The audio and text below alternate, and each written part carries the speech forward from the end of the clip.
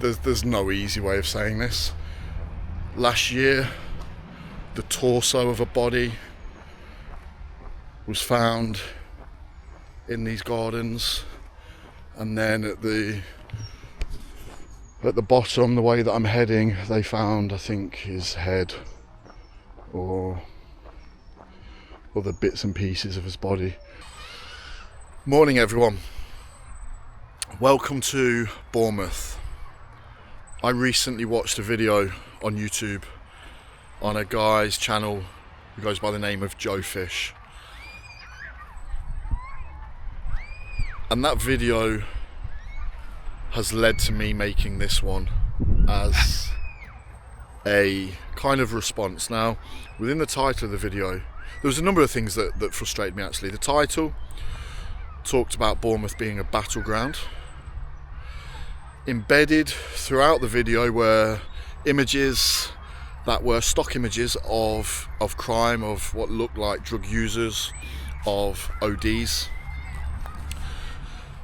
And the narrative of the video itself was one of Bournemouth being a hive of crime, of homelessness, of drug use, of local services letting people down, of there being a housing crisis. And what it failed to do was capture any of the positives, of which there are many here.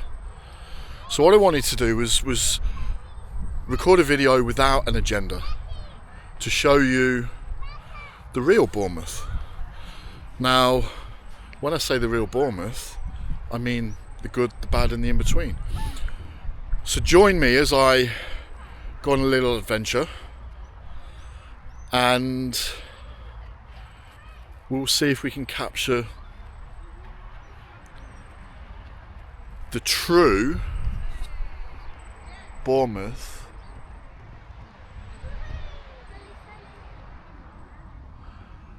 in all its glory. Okay, so I'm currently in an area called Southbourne, which when I first moved to Bournemouth in 2015, I lived 5 minutes from exactly where I am now, and this was my morning beach walk. I'm going to take you through a place called Fisherman's Walk, but I just wanted to tackle the subject of the housing crisis down here first of all. All along this road, as far as the eye can see, are stunning seafront apartments. Obviously they come with a price, but Bournemouth itself is an area of incredibly large properties. You know, these buildings that you will see are enormous. So it makes it quite difficult for somebody, unless you've got a substantial income, to get on the property ladder here. The rental market too is very expensive. I've been looking, and for a modest one-bed apartment centrally, you're talking around £900 rent, and then obviously you've got all of the bills on top of that, which if you are earning 25, 30k, might be a bit out of reach.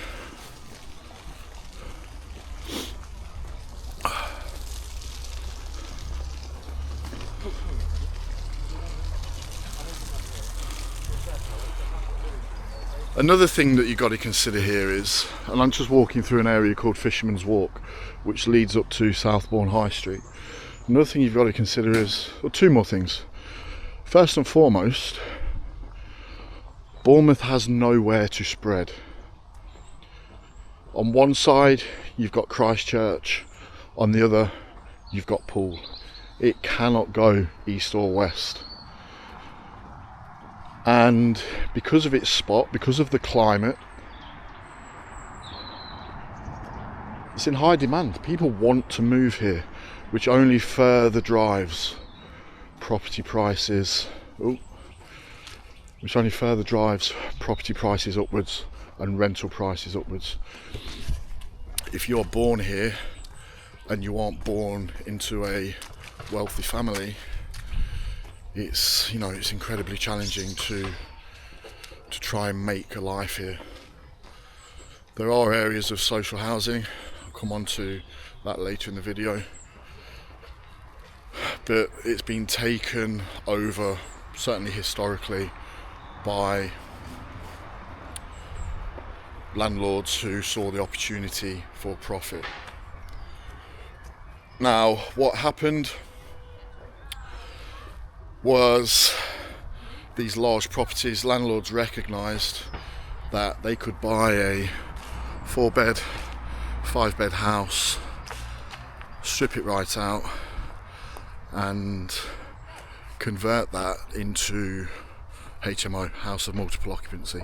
And from one house, all of a sudden they could break it up into 6 bedrooms with a communal bathroom, communal kitchen, and let those out individually.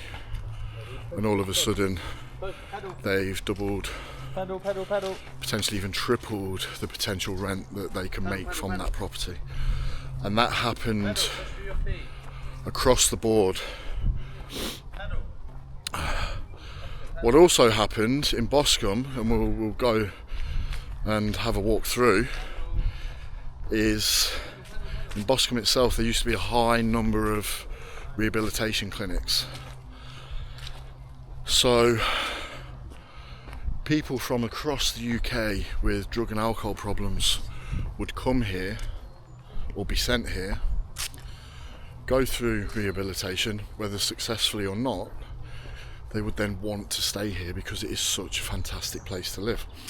They then found their way into these HMOs, and all of a sudden you had a highly condensed population of people with extremely challenging circumstances.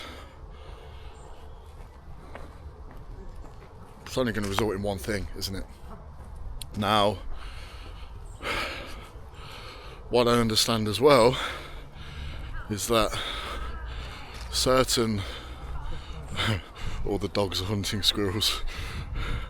What I understand as well is that certain landlords didn't treat their new residents particularly well. So when they raised concerns about the standard of living, the standard of the properties that they were renting, I've never seen so many squirrels. There's flocks of them. Absolutely everywhere. So when the residents would raise concerns about the standards of the property that they're in, they were met with aggression and in effect forced to keep their mouths shut. So not only did you have these people with challenging circumstances all condensed in one area, the properties themselves then began to fall apart, which only furthered the degeneration of the area itself and the people who live there. And I'm talking specifically around Boscombe here. Now, new legislation was made, and landlords now have to be licensed. When it comes to HMOs, there's certain criteria that they need to meet, and there's inspections that are conducted. So that's changed the dynamic a little bit, but there's still a legacy of all of that present, which we will talk about more when we get to Boscombe. I'm just going to highlight this block of toilets. Now, one thing Bournemouth has, which a lot of places could learn from, are a lot of public toilets that are always open and always well maintained. But this is the first ever public toilets that I ever encountered that have blue lights so that people cannot inject in there on an evening. Now, you'll hear as I go around the area, there are little indicators of little signs, in fact, of what lies beneath the surface here. and the problems that exist. I'm just at Folkestone, corner of Folkestone, and this place is on the eastern edge of Boscombe. So there's a road that I'll just show you in a second called Christchurch Road, which leads all the way into Bournemouth itself. I don't know if you can see in the background, there's a guy on the bench drinking out of a bottle. It's a good start. And then we've got the police just giving me a wave. Police everywhere around here as well. The Bell Inn, if anyone knows the Bell Inn, this is where me and my mates watched Leicester on their way, one of the pubs that we watched Leicester on the way to win the Premiership. Glorious days. And then this is Christchurch Road.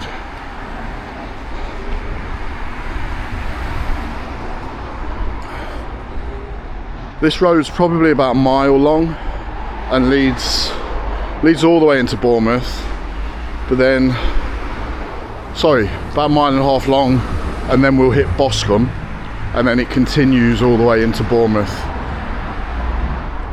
When I first moved here, I found this road fascinating, and I've not really been back here since I left in 2019, and I must say what's really, really nice about this area, and you can see all the shops are open. It is very, very rare that you'll see boarded up, unoccupied units. There are some, I think COVID hit some businesses hard, but I would say 90% of the units here have got businesses in, which is bizarre. As I say, I recorded half of this video yesterday. It's bizarre when you see Bournemouth and the difference between the two. Bournemouth, I'm going to say 30, even 40% of the units are vacant. Why that is, I don't know. Maybe business rates are less expensive here.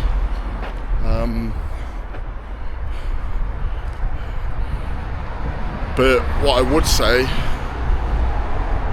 is this road itself has a bit of a reputation.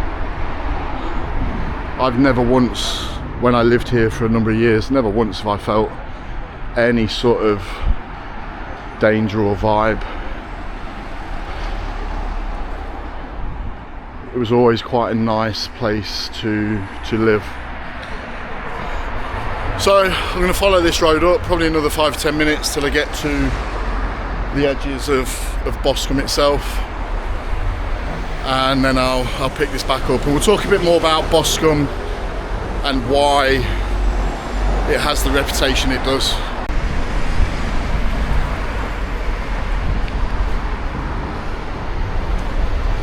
Okay, so we're just about to enter the hub of Boscombe, the pedestrianised section. Some would say when they pedestrianised this area and they detoured the road around, it killed the shops a little bit, but we'll see. Maroy's bar over the road, I believe, is now the commonly used away fans pub. So when Bournemouth football team are playing and fans are coming from across the country to watch the game, the away fans, I believe, gather there. They used to gather here, not in the Mela Mela bar, but in this Euro supermarket. Now that used to be the Percy Shelley, which was a big, I'm not sure if it was a Wetherspoons, and that was the designated away pub for all fans who were coming to watch their teams play Bournemouth.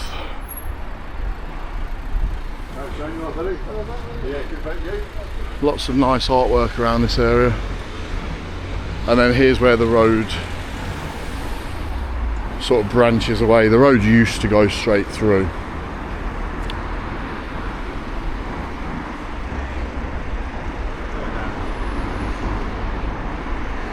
So, welcome to Boscombe. What will we see? I'll try and point out areas of interest. You've got Boscombe over there. Good to see that's still open. That's quite a... not sure what the term would be. Attracts sort of demographic of people who are into yoga, Pilates, that sort of thing is the best way I can describe it. Now what you will see here is a large number of vape shops, slot machine shops, cash converters, little cafes. What you won't see are Marks and Spencer's, shops of that nature, and you know, it could be argued that that is why this area is becoming more and more run down. I'm not going to point the camera, but I've just seen someone who I know is a heroin addict. I know personally, so.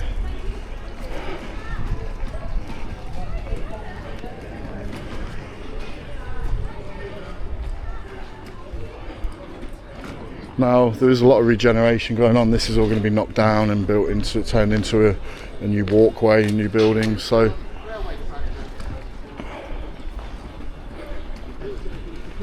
there's ongoing efforts to make this place, to bring the standard of living, I guess, up.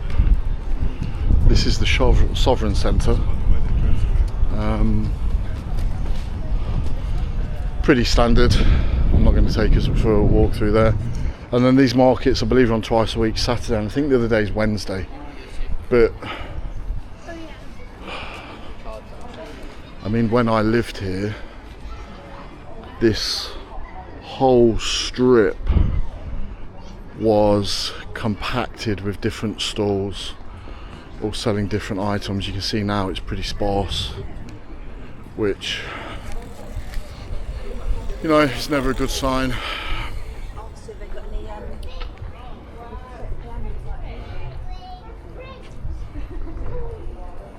You do, if you live here, you do get to see the same old faces sort of hanging around, pottering about, doing whatever they do.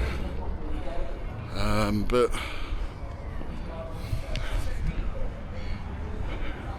is this a battleground? To use the term battleground in Joe Fish's video, I felt was a bit much. You know, every area has problems and troubles. Boscombe, you know, does have, according to data, more than most. But I'm just going to show you this place, Royal Arcade. I believe, and I might be wrong, but I believe this originally dates back to the Victorian era. And it is absolutely beautiful. It's separate to the Sovereign shopping centre, and I believe actually plans are afoot to demolish that and redevelop everything. But this place is glorious, and again, it's nice to see, having not really been here since pre-COVID, it's nice to see all the units open and operational. This place here is one of my favourite places, and I haven't actually ever been inside, but I'm just really happy that it exists. It's a science centre specifically for children, and you can see, I'm just going to hold it up quickly, there's a number of children there learning about science. I haven't seen haven't seen anything like that in any other town centre or city centre. Now, I'm sure they exist, but that is the only one that I've ever personally witnessed.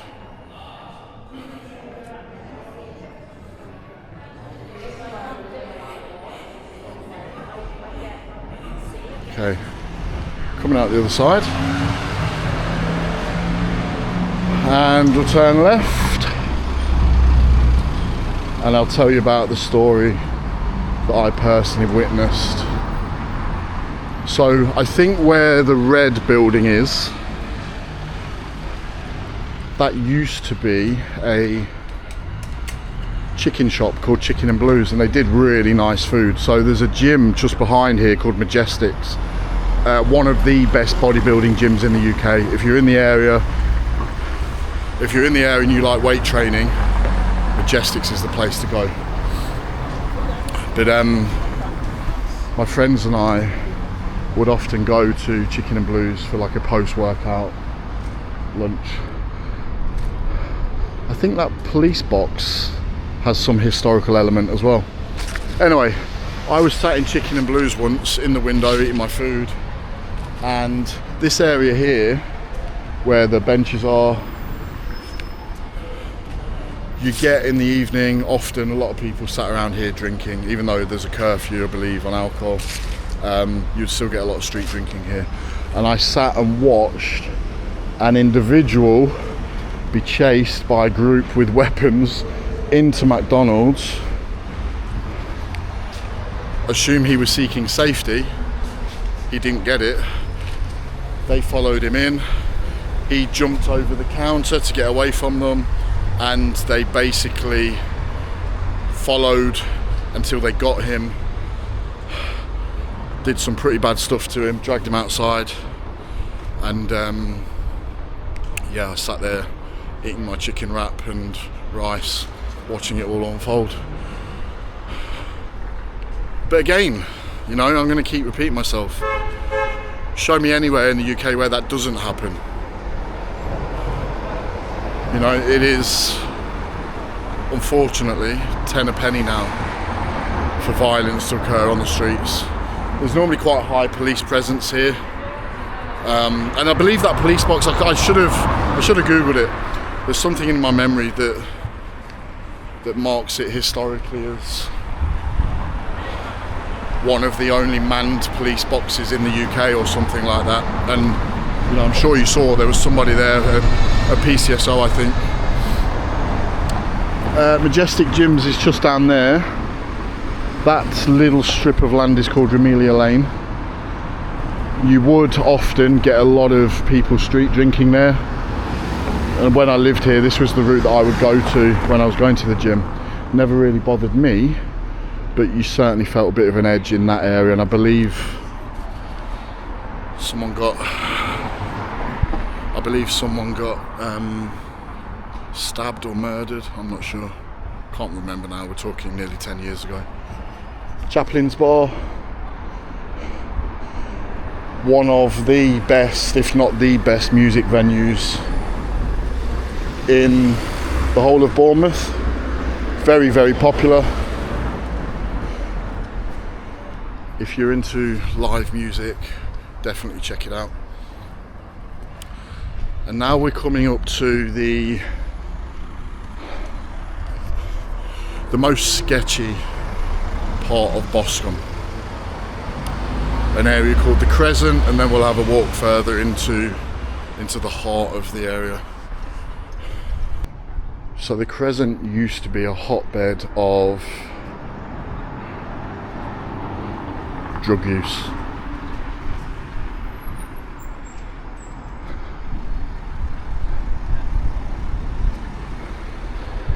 Now it's calmed down somewhat because they built the police hub, Boscombe Police Hub, just there, and often there's police sort of hanging around, but it still goes on. And this area, in fact, is a great example of where historically these enormous buildings were purchased by landlords, broken up into HMOs, and then the area was flooded with people. So each one, I think that one there has approximately 12 to 14 flats in that building. They aren't that deep. And I had a look today actually, and that apartment there's an apartment there for sale, 2-bed apartment.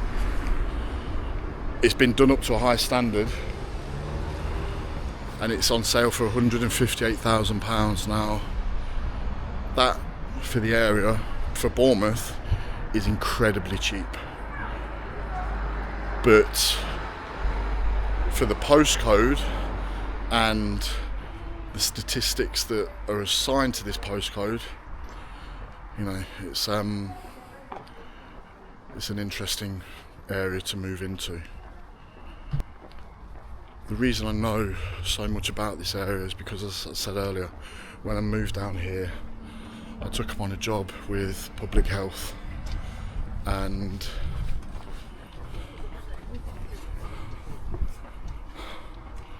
okay, they were under the influence with cans of special brew, strongbow, triple, whatever.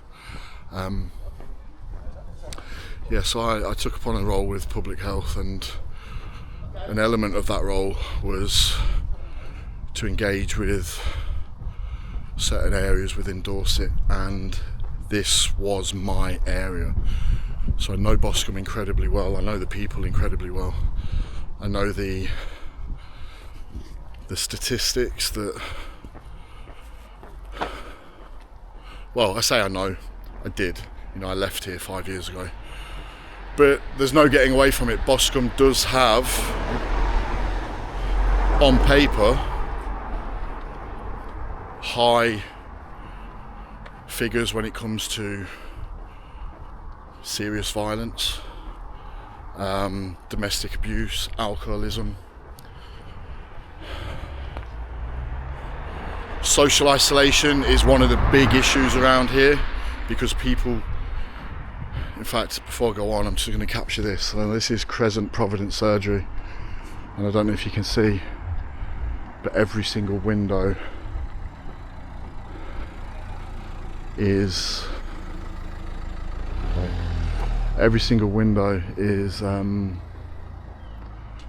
got barriers bolted on,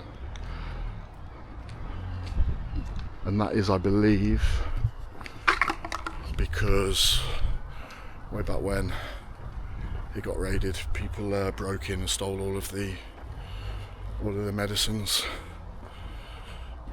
But going back to the data, so yeah, this area is classed, there's a deprivation index, and areas are categorised by their postcodes, and this is pretty much near the bottom. Now, for public health, one of our aims was to go in to understand what the obstacles were that people facing to living healthier lives, and to try and sort of help people overcome them. So we had so much available for people to access: coaching services, weight management services, alcohol sort of services, stop smoking, lots of stuff to do with physical activity, everything that would help people to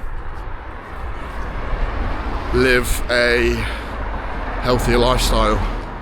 But one of the biggest factors here that prevents people from accessing all of that is social isolation.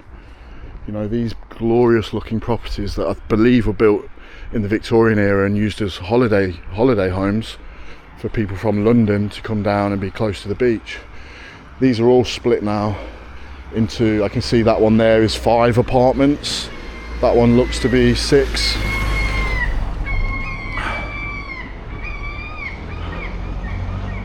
And these people, a lot of people would just not leave their homes. Now, there's data that will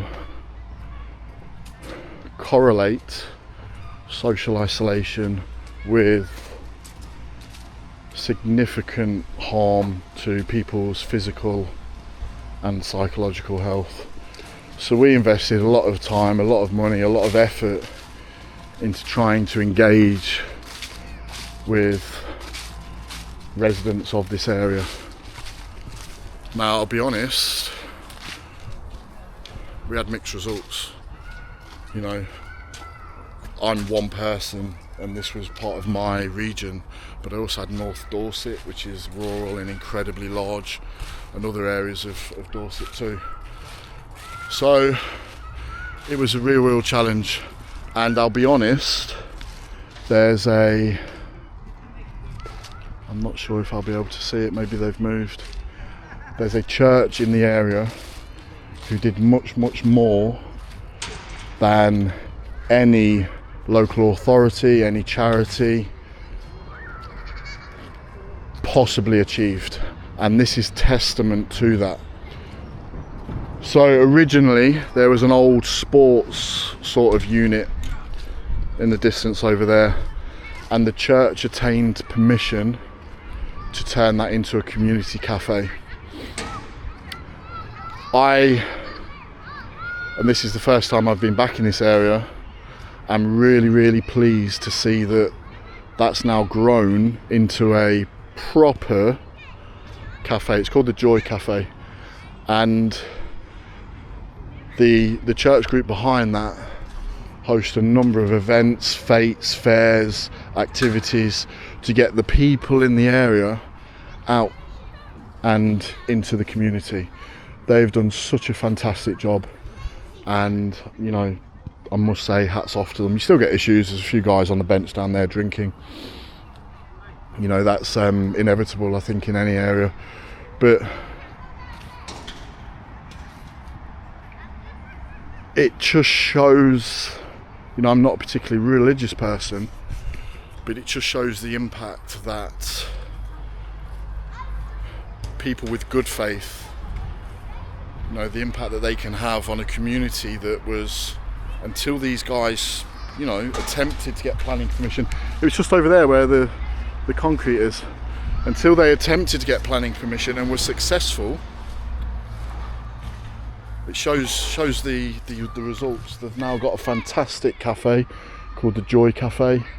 I mean, it was called the Joy Cafe when they had the little unit, but that's a real, you can see all the people, children on the park, fantastic. And this leads me back to Joe Fish's video. It was all doom and gloom.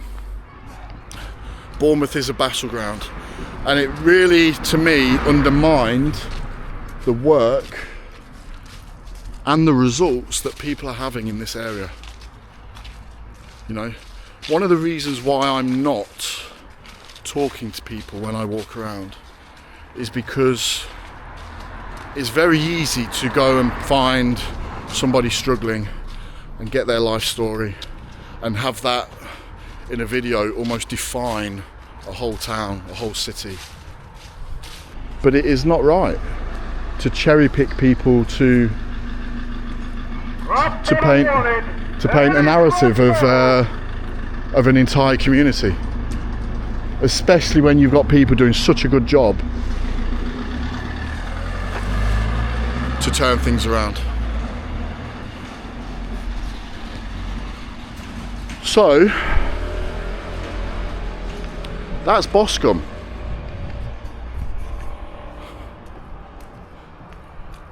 Are there issues? Absolutely. You know, the data shows that there's a higher than normal level of crime of all types, but especially violent crime in this area.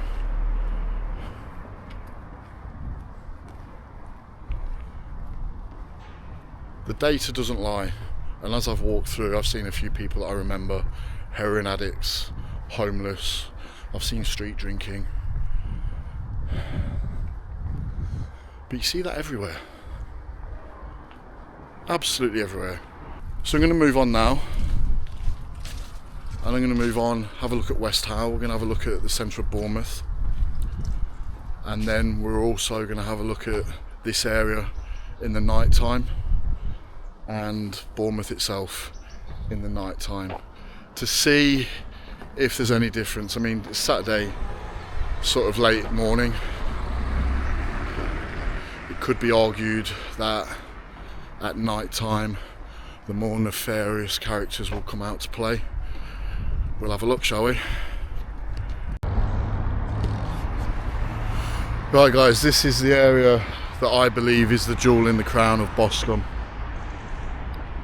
And this is Boscombe Chine Gardens.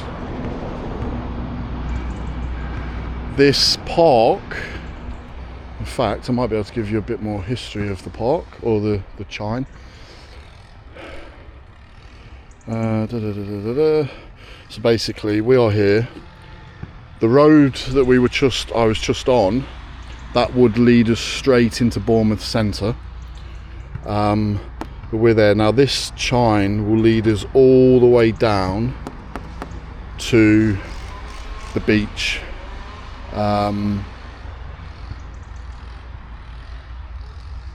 It's absolutely beautiful. When I walk through it, reminds me very much of Jurassic Park. And one of the things I love about Bournemouth, and it doesn't get enough credit for, is there's always stuff going on. So this is just in this gardens, forest bathing. Join us in maintaining the mini golf course, which is just behind me here. Nature photography sessions, festive wreath making sessions. And this isn't just applicable to this one gardens. Bournemouth, either through the local authority or regeneration groups or friends of groups, there's always stuff going on. It's one of the most engaged areas that I've ever had the privilege of being part of. Look at this place here, look. Friends of Boscombe Chine Gardens Education Centre.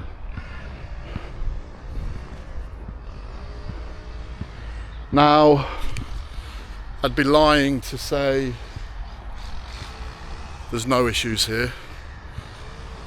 I did a bit of Googling last night, and some of the reviews of these gardens themselves are positive, from tourists who, there's a Premier Inn or a Travelodge about 15 metres that way, who are reviewing this walk and saying it's fantastic, though it's the quickest way to the ocean and they're really pleased that they found it. But then there's other reviews from local residents who say they would not dare come down here in an evening. Now, again, I'm trying to be impartial.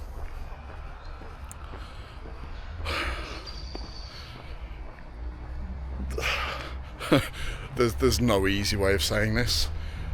Last year, the torso of a body was found in these gardens, and then at the bottom, the way that I'm heading, they found, I think, his head or other bits and pieces of his body. And from what I understand, two people, murdered this guy in an apartment and then decided to dismember him and dispose of the body. Now, that to me is an extreme. I don't think you should judge any area by extreme actions such as that, but the reputation remains because of that. Now, tell me this doesn't feel like you've walked into a prehistoric sort of jungle scene. It's absolutely stunning.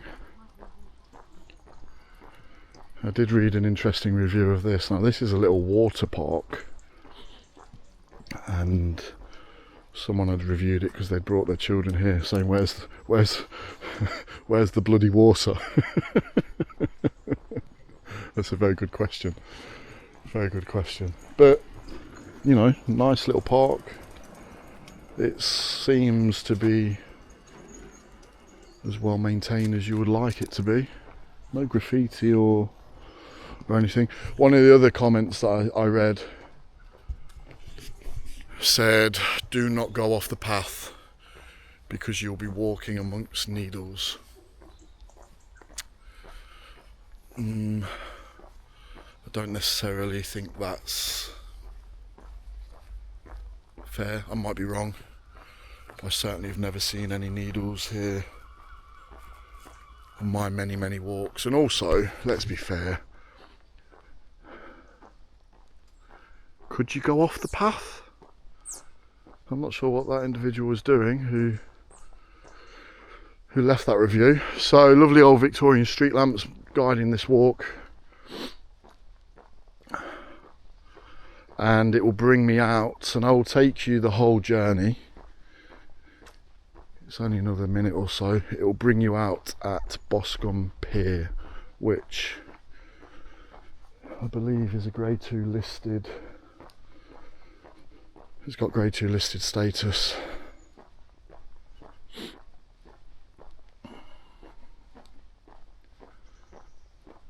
One of my gripes with people who live down here is that they often complain about how dirty Bournemouth is, how much litter there is.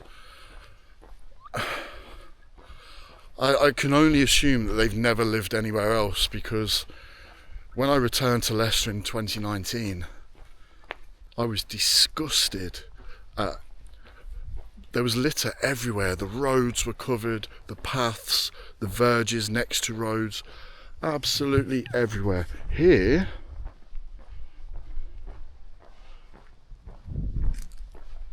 nothing. I mean, if I'm going to be picky, there looks like to be a bit of tissue there and a wrapper near that drain. And this is the same for all of the parks in Bournemouth. They are so well kept and well maintained. This I've missed it out slightly, but this is also the conundrum of Boscombe. You have, in the part that I've just been, pretty severe deprivation, and then within pretty much the same postcode you have apartments that in some instances are fetching 7 figures. And it's fascinating that they're within 2 minutes of each other.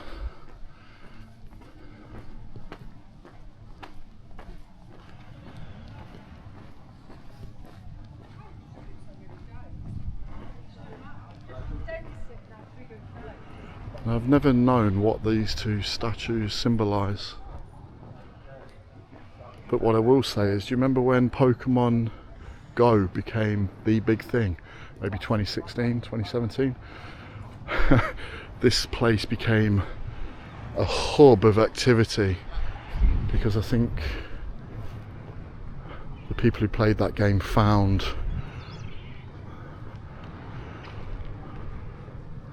that you could capture them all here or something. So, in the distance, that is Bournemouth Pier, and the town is approximately a mile away from here. In fact, every year they host a peer-to-peer swim, and one of my friends, when he lived here, he would do it religiously. So it's approximately a mile from this pier to that pier way down there.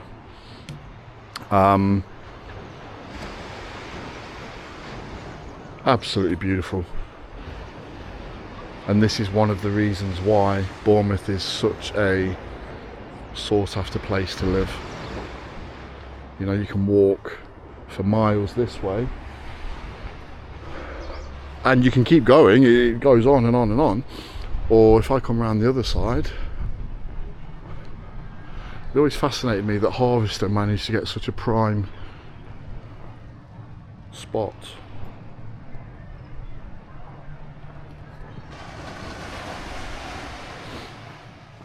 If I come this other side,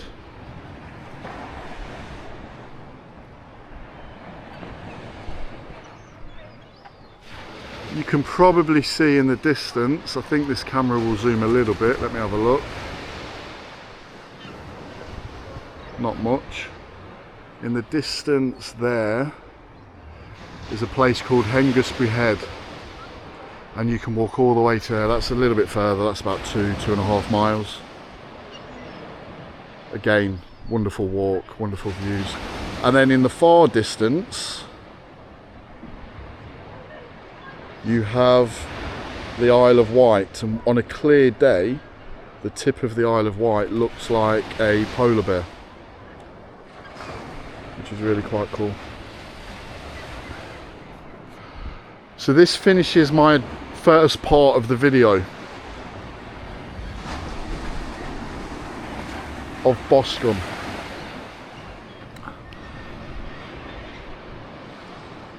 I'm going to move on now to a different area of Bournemouth, and we'll see what we can capture, but hopefully you can see it isn't all doom and gloom. Yes, there's problems, and I've talked through those problems, but there's also, you know, a fantastic area. I mean, that might be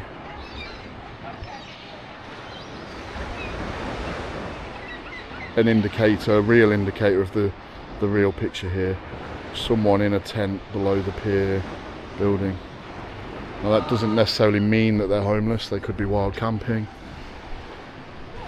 But I would be lying if I said that there wasn't a homeless problem here.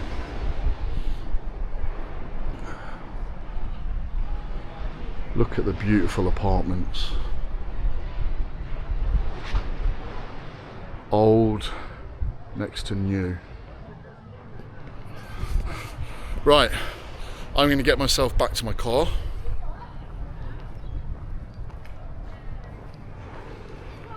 And then off to location number 2.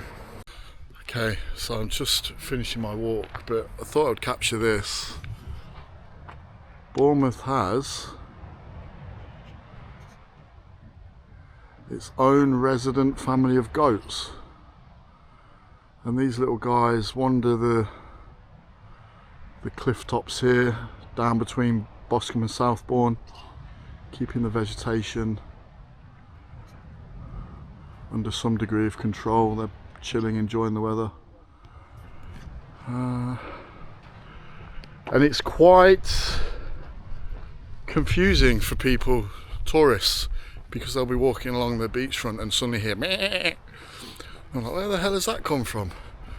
But they are always up there somewhere in the growth, loving life.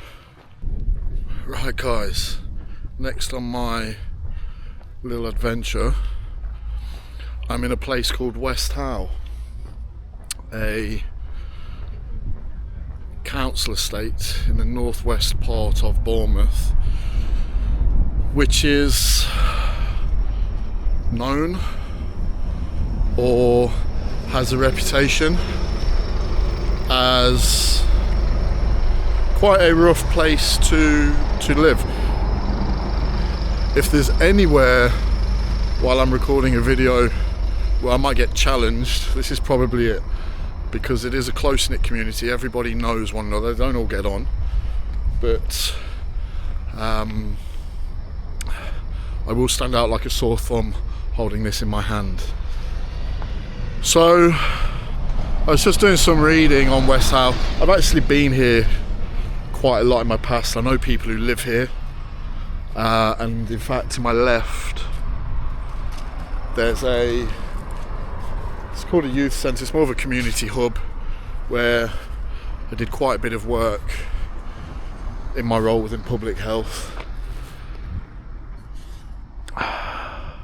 So these are the main shops, and this is the community centre, and it's next door to a library too. So as I was just reading about West Howe, in 2007 it was shown to be one of the most deprived areas in the whole of the UK, with almost 40% of the people who live here living under the poverty line. again, because of that, there's one of the reasons why public health channeled so much effort into the area to try and tackle the problems that the people here face. What you also have here, apparently, supposedly, is a gang problem. And only last month in October, I haven't seen the footage, but apparently CCTV footage of some sort occurred showing a bunch of people trying to get into somebody else's house with and holding a number of weapons, one of which was apparently a firearm.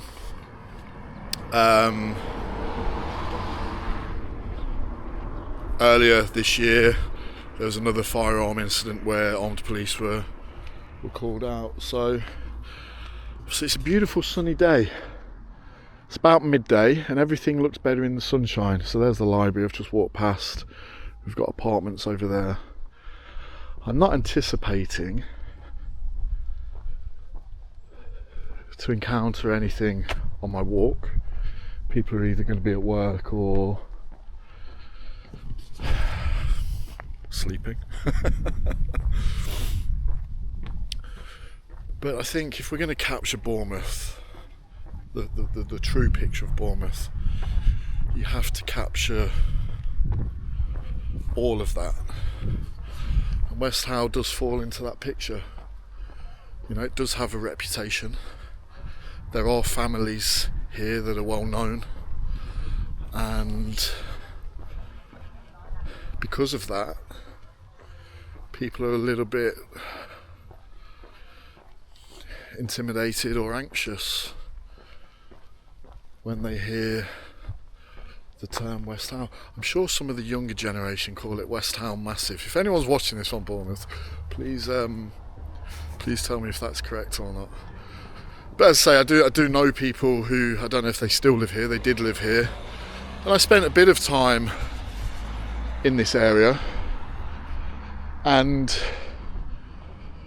I guess for me, if I'm being truthfully honest, it's the same as any council estate. You know, I grew up in an area called New Parks in Leicester, which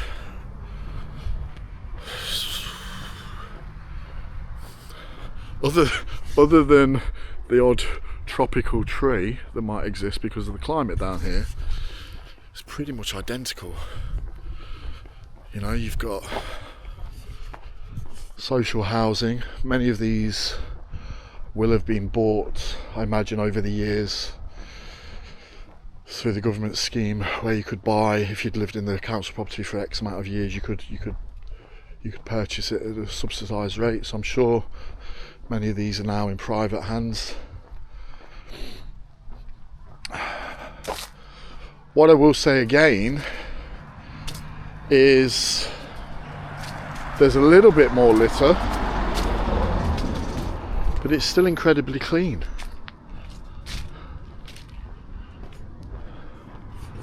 Now I don't know if that's due to the people here taking a bit more pride in the areas that they live, or if that's due to the local authority maybe investing a bit more effort into keeping places clean and tidy. But for me, you know, it's not an unattractive place to live. I'm just going to keep my camera this way because there's a school to my right, and I don't want to be walking around a school holding a camera up. So we've got some apartments here, flats. I'm not gonna go through them, it would be a bit intrusive, but I will just have a wander around and look at the area. El Marino. If anybody is in Bournemouth,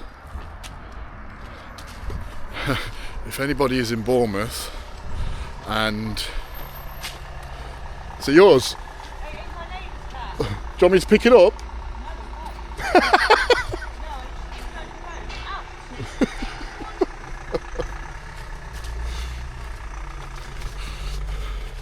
Woman chasing a cat. Apparently I can't pick it. I was going to pick it up and put it in the car with her. She says, no, it will bite you.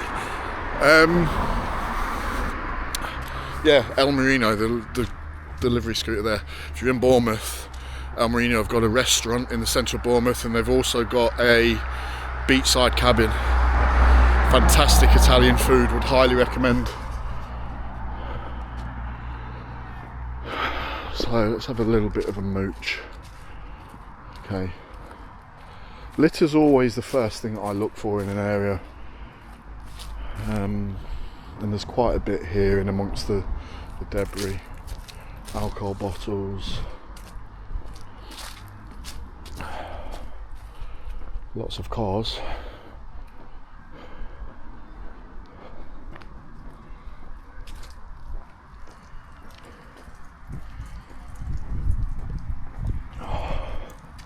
On the whole though, like I think most council estates are, it's pretty quiet. You know, a lot of the trouble that occurs in council estates, often it's behind closed doors, or it's, you know, reactionary. There's history there, and something will happen at one of the local pubs, or, you know, nowadays on social media someone will write a comment and then there'll be an instantaneous reaction. It's not like you'll see hoodlums on the street hanging around causing mischief. It's sort of different to that, and especially when families are involved and older generations, they're not going to be causing trouble out and about, but they will react when trouble occurs.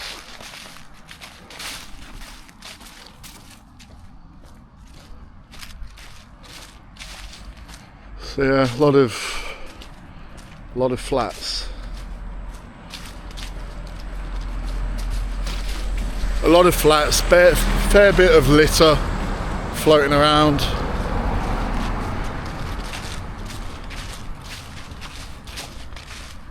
But not much more than that. And I must say, when I was doing work here, I never felt unsafe. You know, some areas you feel there's an edge. Some areas you feel there's an edge. I'm not necessarily sure this is one of those areas. However, when you're walking around with a camera, you certainly attract a bit more attention from people. And it could be argued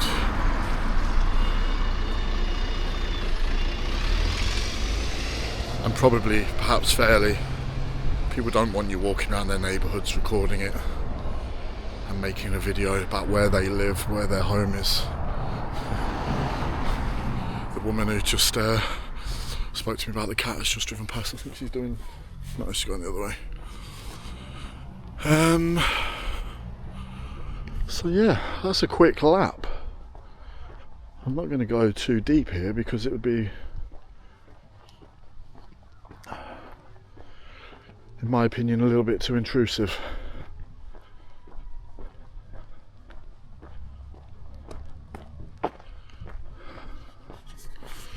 So, if you're watching this and you're from the area, West Howe massive, hi.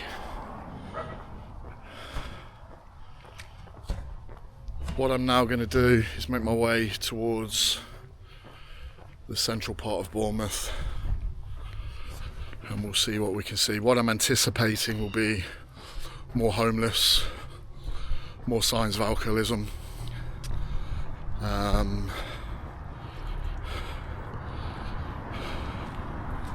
That'll probably be it though, we'll see. Right guys, so warts and all, one thing that Bournemouth is shocking for is parking. You've got double yellows on every road and the parking charges are extortionate. So I've just paid for 3 hours in the car park behind me and it's come to just under £10, and that is not uncommon down here. It's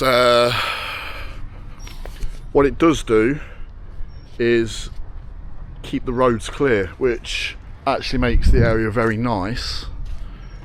But if you are ever visiting, do keep that in mind. Now, I've started this just to the east of the town centre for two reasons. Number one, my friend had his mountain bike stolen from here a few days ago. Take that what you will. But I thought it'd be interesting to capture this. Now, this is the Britannia Hotel.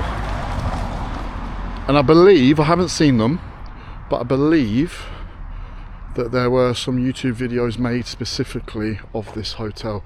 This is one of the hotels that are being used in the country at the moment to house asylum seekers. I'm not going to go into much further, but you can see the security guards around the building. He's just clocked me recording that and spoken to his friend. Make of that of what you will.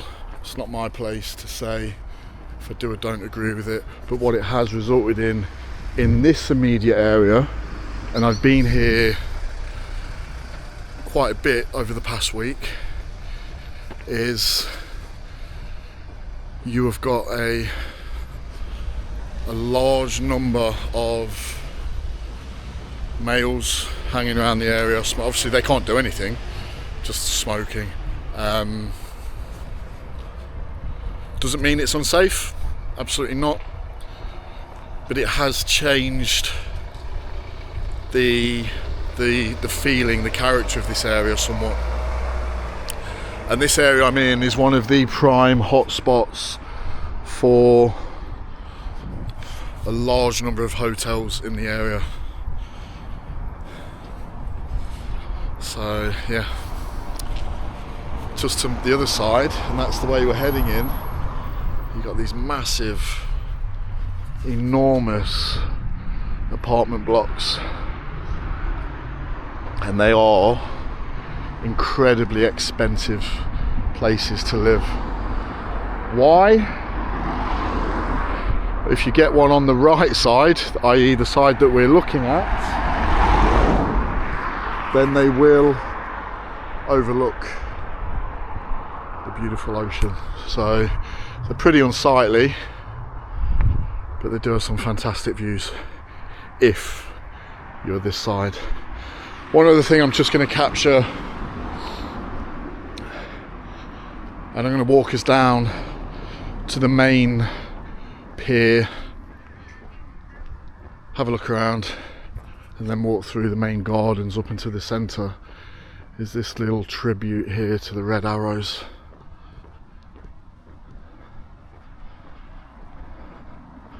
And actually this space in the summer, you'll have an ice cream van and it's pretty nice, but you can get a lot of people gathered here up to mischief.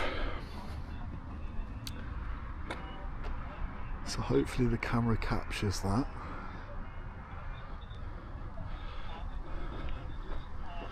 And just to give you a bit of insight into what it is, it's a memorial to John Egging. He was one of the flight lieutenants who lost his life following a display at the Bournemouth Air Festival in 2011. So again, one of the fantastic things Bournemouth does each year is has a big air festival, draws in massive crowds, and yeah, people love it. I'm just going to capture this for a view. One of my favourite views in the whole world. This path down towards the pier and Bournemouth town centre. Just absolutely stunning. I mean, it looks fantastic. Look at the ocean. This is why there's a housing crisis down here. Who wouldn't want to come and live looking at this every day?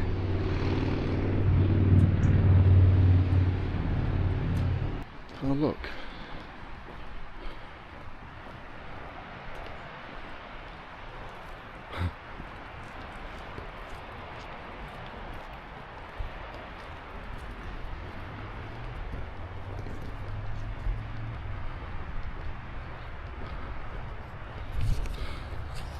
I don't know if you can see in the background, a chap was feeding them.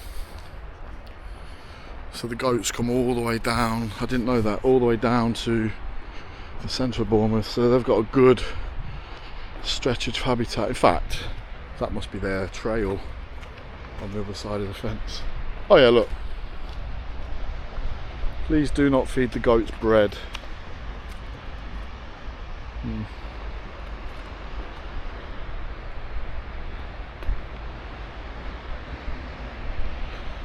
So Bournemouth Pier, you can see the tower at the end. There's a zip line attached to that which flings people all the way down to the catch point there.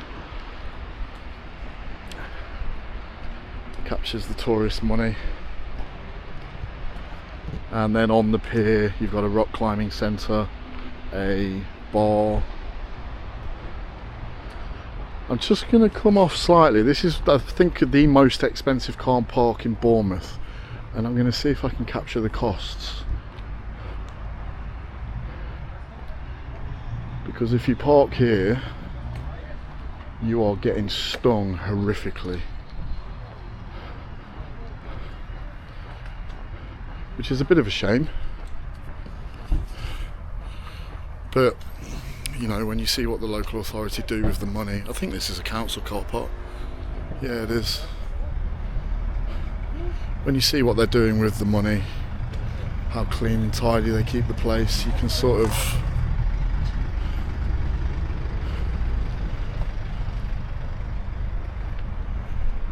justify it. 1 hour. 1 hour £3.50, 2 hours £7, 3 hours 11, 4 hours 14. Yeah. And when the tourists put in Bournemouth Beach, this is the car park that they will end up in. Having said that, I've just spent nearly £10 on 3 hours. Never get tired of that view. How could you? How could you? Then last time I was here, this was fairly recent addition. This was actually just concrete, and it had been intended to be used as a performing space. So there was a fair here once, they utilised space, they turned it into this big crazy golf, which gets a lot of custom in the summer. You've got just to the left the world famous Harry Ramsden's restaurant. You've got some fish and chips.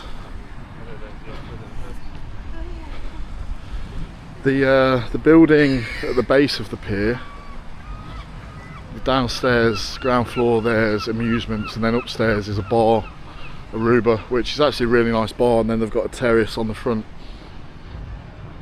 which, if you're fortunate enough to get a seat there, is absolutely beautiful. Having a cocktail, looking out over the beach. So again, I'm gonna try not to harp on about it, but look how clean this area is. Now granted, it's out of season, but the snowman ride, come and fly. Now granted, it's out of season, but there's still a lot of people around, and it's pretty much immaculate.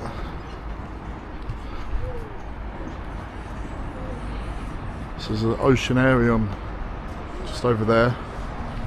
My friend Luke was telling me, no, my friend Christian was telling me that there'd been protests at the oceanarium about it being cruel to keep animals confined. Yeah, don't necessarily disagree. You've got Bournemouth Pavilion there, the upside down house, which is actually very basic inside, but somehow gets a lot of tourist money and locals. The Pavilion, they do a lot of theatre events, shows, dance sessions on in there.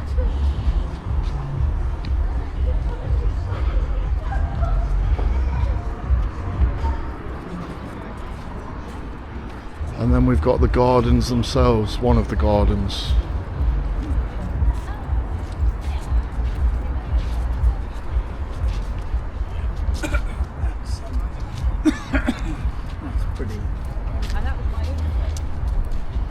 So we'll take a stroll through.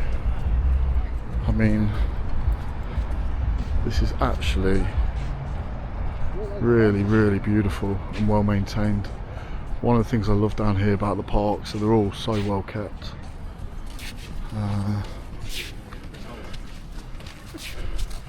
Which you probably aren't able to say for the majority of parks in the UK.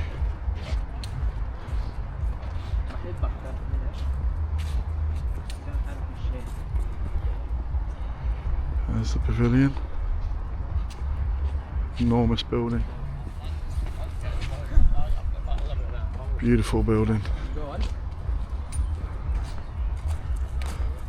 And this park follows the stream-like river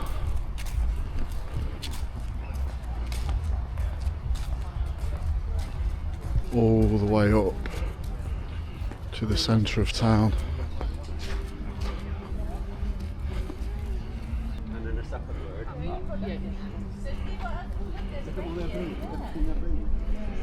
Bournemouth Christmas Tree Wonderland Trail 2024. So there's so much going on.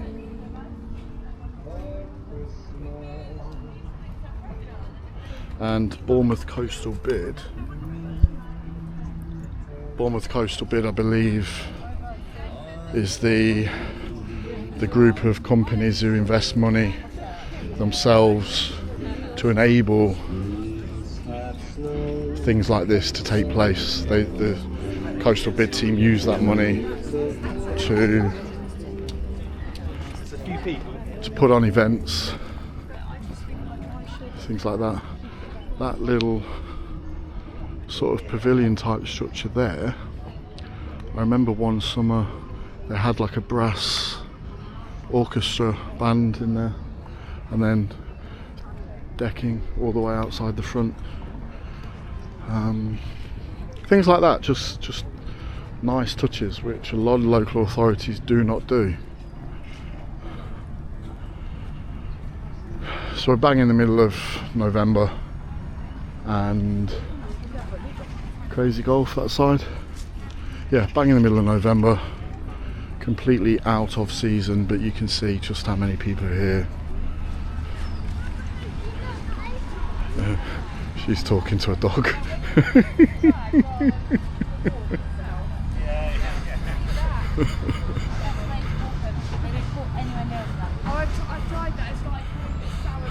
I saw a lady yesterday, was it yesterday or the day before? Day before, with her Dalmatian on the beach. That poor dog. The woman was going crazy, not at it, but talking to it.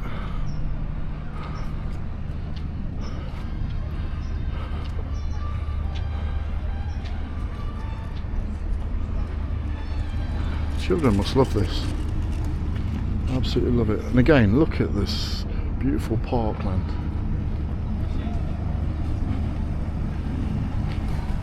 So on the right hand side we've got a skate rink which they put up every year.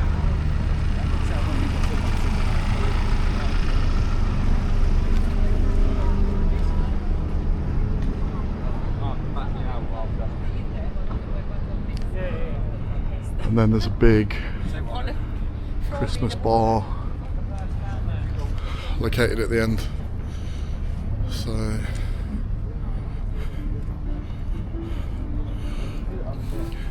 the purpose of this video is to show you Bournemouth in its whole, and You know, after watching Joe Fish's video, he made it sound, I mean, the title was Battling Bournemouth.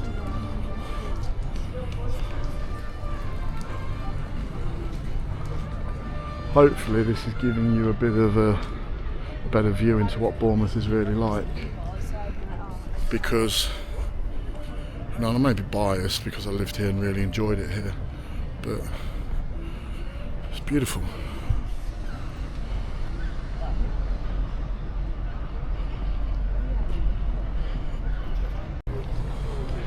I don't know if you can see in the background a couple of beggars asking for money, but we're going to go through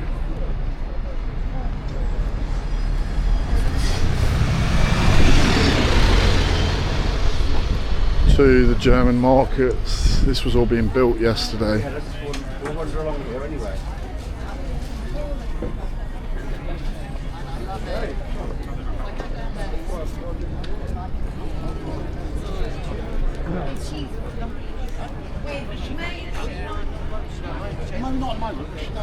That's absolutely mind-blowing. This was being built yesterday when I was down here, and it's open. Like the big Alpine Lodge bar,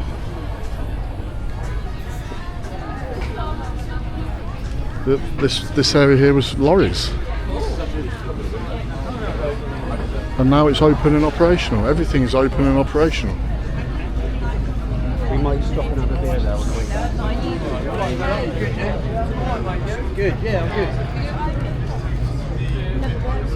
good. Insane that they've been able to put all of this together in 24, maybe 48 hours.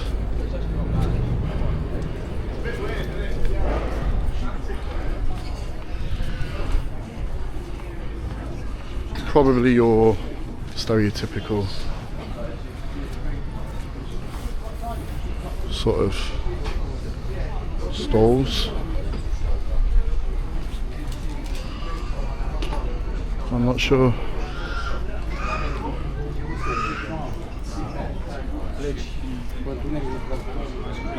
Mystery parcels.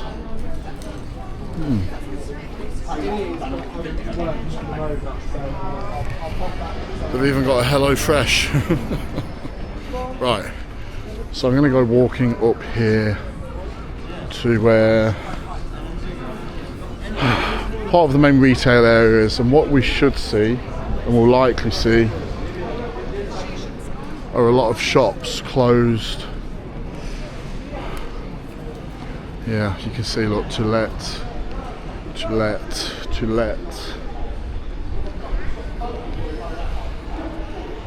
And if we're going to see any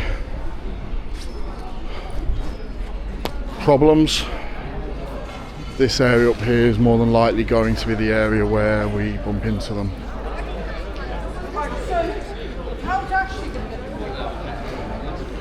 You can see though just how much has closed in the town centre.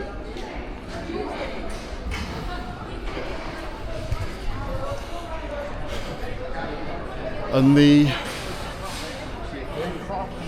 question why is a difficult one to answer. Another one, look, to let.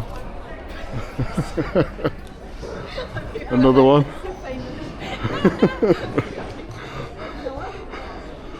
There's so much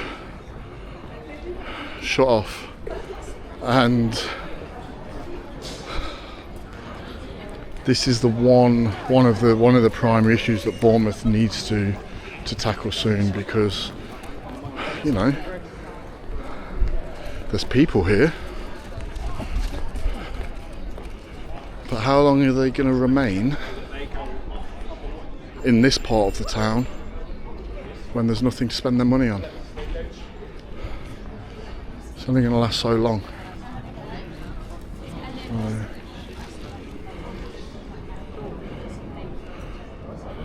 Again, not really too many issues encountered. Certainly doesn't look like a town in battle. Well, these two guys here look like they're clucking a little bit. He's definitely clucking on the left. But nothing that you'd really think that you wouldn't encounter in any other town or city. So that church there is where the author Mary Shelley is buried. Author of Frankenstein. You can actually go to her grave and there's a little placard giving you a bit of information, family history, which is quite cool. And then this area will lead me to Old Christchurch Road, which is probably the busier part of Bournemouth in terms of shops, bars, etc. This bar here, pub, is the Mary Shelley. Well known, I think it's Wetherspoons. Well known Wetherspoons. And then this whole side here, there's apartments above, but this has been derelict since before I moved to Bournemouth, which was in 2015. Why?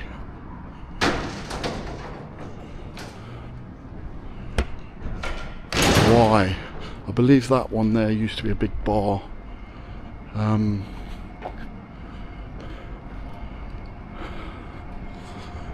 we are 2 minutes from the biggest club in Bournemouth, one of the biggest clubs in Bournemouth. You've got all the student accommodation, which is really quite close to us, and all of these retail units, every single one, look, closed. I think the only place that's open is this little pizza shop just up here. Closed.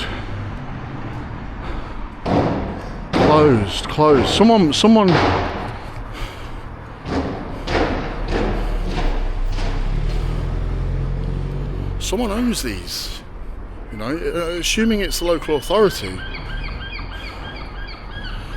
Why are they not addressing this? Look at it. Everything. Apart from, in fact, that now looks like it's closed. Let me have a look. This was the late night takeaway spot. Closed.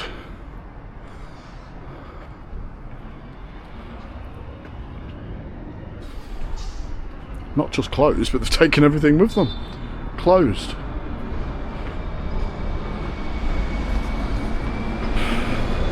There's going to be one reason and one reason alone why these are all closed, and it will be cost. It will be whoever is the landlord is charging too much money. We've got on the other side language schools, solicitors, accountants, cleaning firms.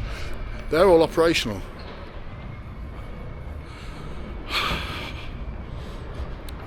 No, surely it's better to reduce the charges and generate some income and try and reinvigorate that little spot of the town than just leave it derelict. I have no idea. And then this here is the biggest club, I believe it's the biggest club in Bournemouth. It's got an enormous capacity. Yeah, you can see here, look, 5 rooms, open 10:30 p.m. till 4 a.m. Cameo. Now, when I was down here, so I moved down here to work for public health and didn't know that many people, so I started doing security work at the weekends. And Cameo on one occasion had, well, they eventually had to install metal detectors like you have at an airport because someone let off a smoke grenade in there, military grade smoke grenade. People were getting caught taking hatchets and big knives in and weapons. Again, is that a Bournemouth problem or is that a national problem? I would argue the latter. So we aren't going to go down this way. We've just sort of cut it out by doing a loop, but you've got more of the same down there. more empty retail units. Even this fish and chip shop on the corner, that was so popular. Maybe COVID has a lot to answer for.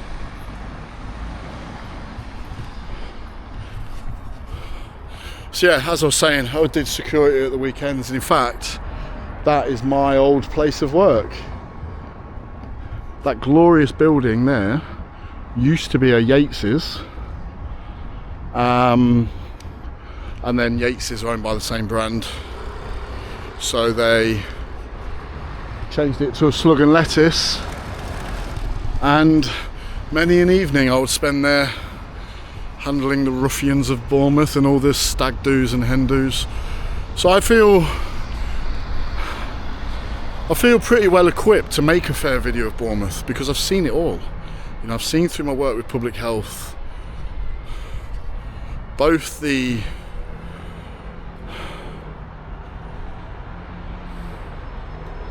real deprived areas, but also the efforts of the local authority down here to work on that. And then I've seen the true violence that you experience when you're working on the doors. And you know, there was, and I'm sure forever still will be, very, very real violence when alcohol and drugs are involved. So some of my greatest memories from my time down here though are from that venue. Made some fantastic friends for life, who I've been catching up with while I'm down here. One or two still involved in the industry.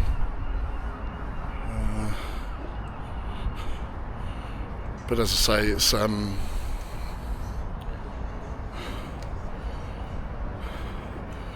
you see a part of society that unless you work in that industry, you don't witness. People under the influence of drugs will do some horrific things, alcohol as well, which, you know, do take their toll mentally. Good old Turtle Bay, glad to see that's still thriving. That opened actually while I was living here, and it's done fantastically well. I think they do a 2-for-1 offer on cocktails, which always keeps them busy. Pop World, that used to be Walkabout,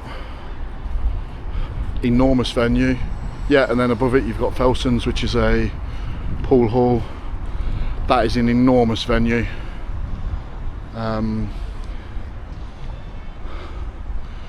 Yeah, Pop World is a chain, isn't it? So I'm sure they needed about 12 security staff given the size of that venue from inside. It was so big.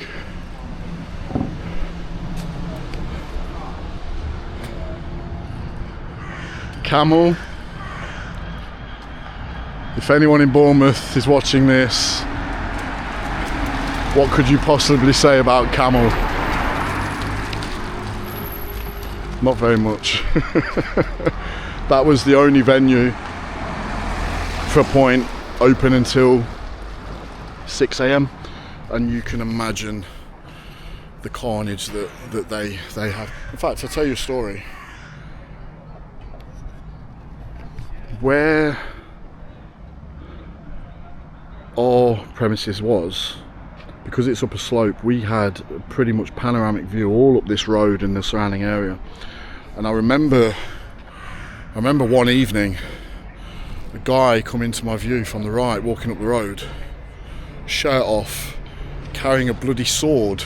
And there's a strip, I didn't see if it was still there, there's a strip club just opposite us, and then all these bars. And you have a town watch radio, so each head doorman will have a radio connected to the CCTV operators, and you can report anything that needs sort of drawing their attention to. And no one saw this guy with the sword, and he got maybe 20 metres up, and I'm processing it going, have I just seen what I think I've seen? Radio it through, and yeah, he got taken out. So Wiggles behind me, another lap dancing club. They must make some money because it's probably the best venue for a lap dancing club I've ever seen in my life.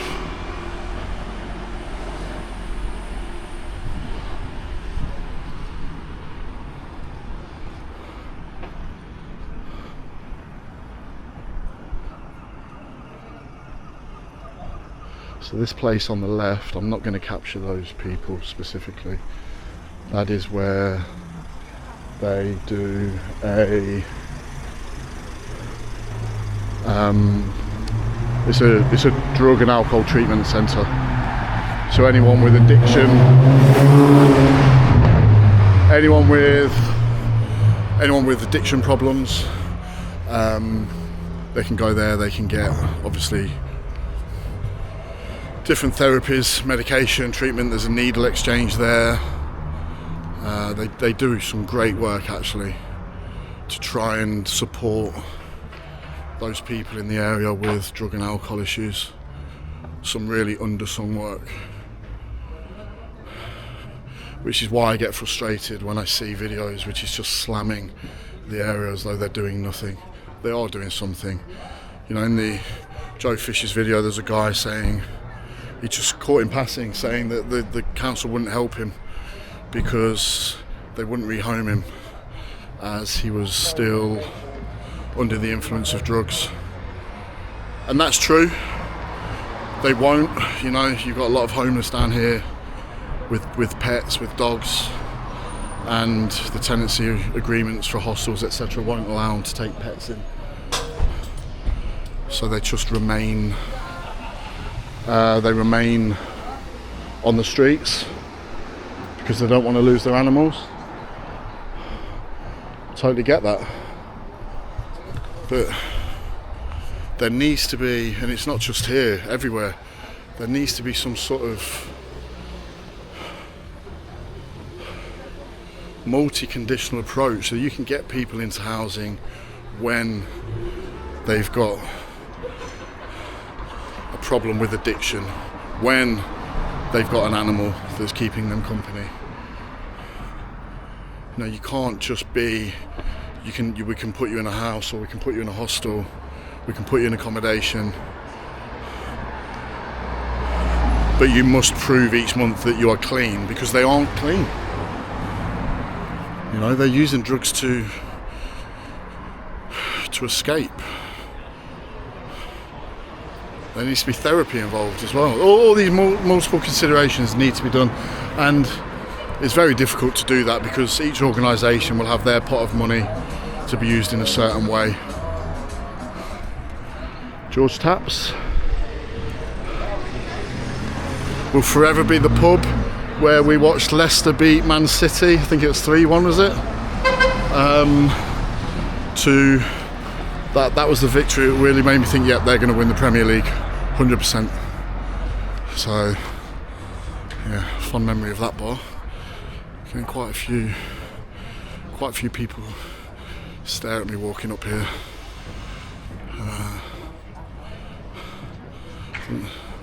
If I wasn't from the area, I'd say from the area, didn't live in the area, I'd probably be a little bit self-conscious. But I'm pretty comfortable walking around here as I want.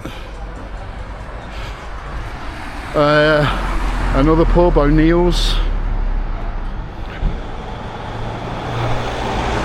I remember when the Conor McGregor Floyd Mayweather fight was on, and O'Neill's was one of the only venues who remained open to broadcast it, and they asked me if I would go to work there. It was until 6 a.m. and they asked me if I'd get to work there to support them with security during the event. And what actually happened, it was funny. They did it ticket only. They were quite wise. They sold a number of tickets, and then anyone who didn't have a ticket, they didn't get in. But all of the windows at like 4:30 a.m. had people waiting to watch the fight. It was it was quite fascinating. Right, I've pretty much done a loop back to where I started from. Now,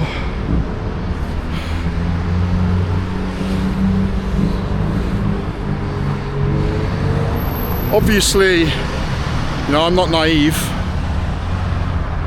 The true goings on within this area will not be showing themselves in broad daylight at 2 in the afternoon or whatever time it is. But does this really look like a town battle? I'd ask you that question. One thing I've forgotten to mention, Bournemouth Uni is enormous and they've taken over a large majority of the town. Be that buildings for them to deliver. Thank you.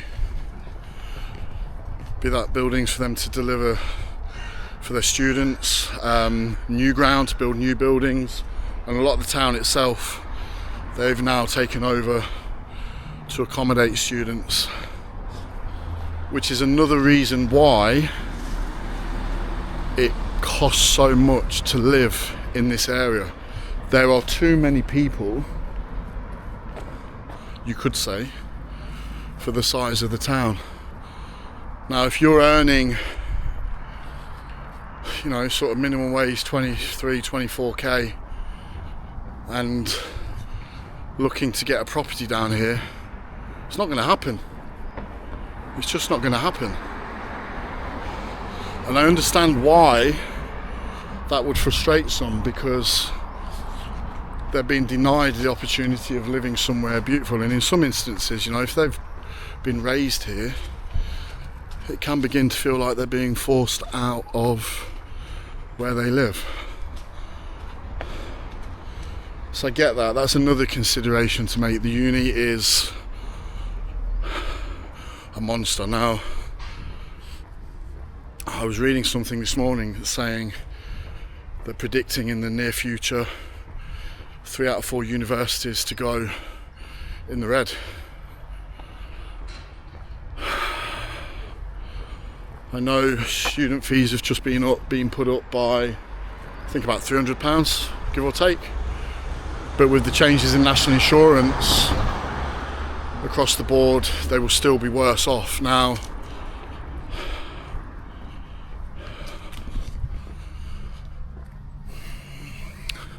you could feel some degree of sympathy for the universities if this happens. But then you look at the scale at which, certainly here, they've spread through the town, the properties that they've purchased, the buildings that they've built. And when I say they've built a building,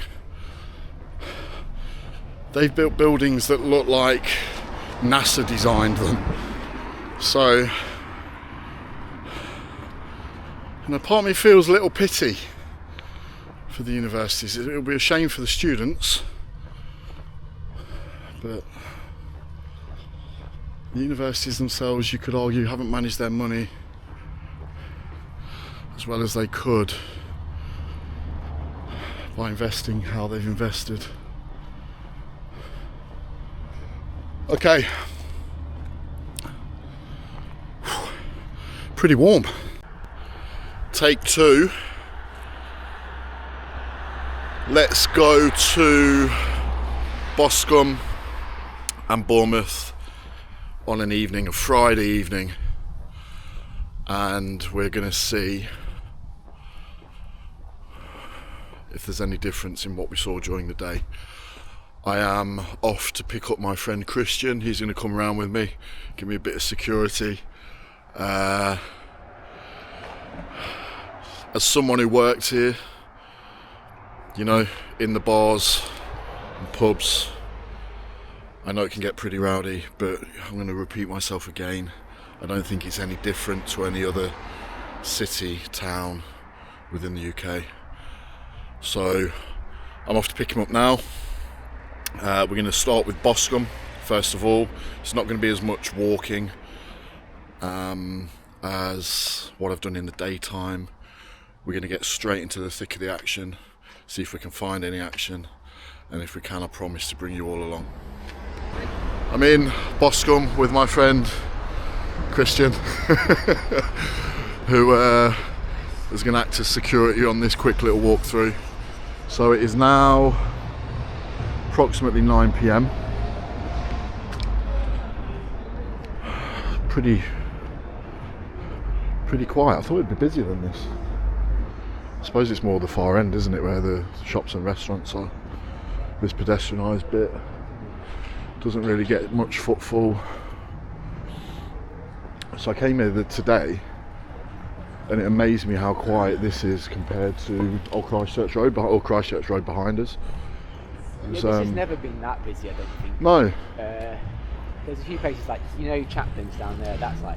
Yeah, the music bar. But, it's not really like a place people come in the evenings, I don't think. No, I was saying on the earlier video, the shops here aren't really attractive to people, are they? Attractive to me. They're nearby, they're good, they're convenient. But What, in this bit? Like, get Christchurch Road and the other side, but this, the Sovereign Centre, when was the last time you went in there? Thursday. To go shopping, food to shopping. Lidl, To Lidl, I showed you the Book Exchange, that's nice. Yeah, we walked through that actually, didn't we? But yeah, I don't really buy much stuff anyway, but it's... I think given the size though of this shopping centre, and the fact that it's got...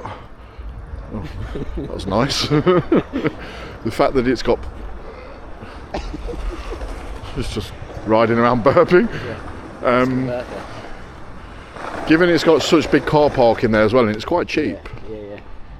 I'm surprised. Merry Christmas.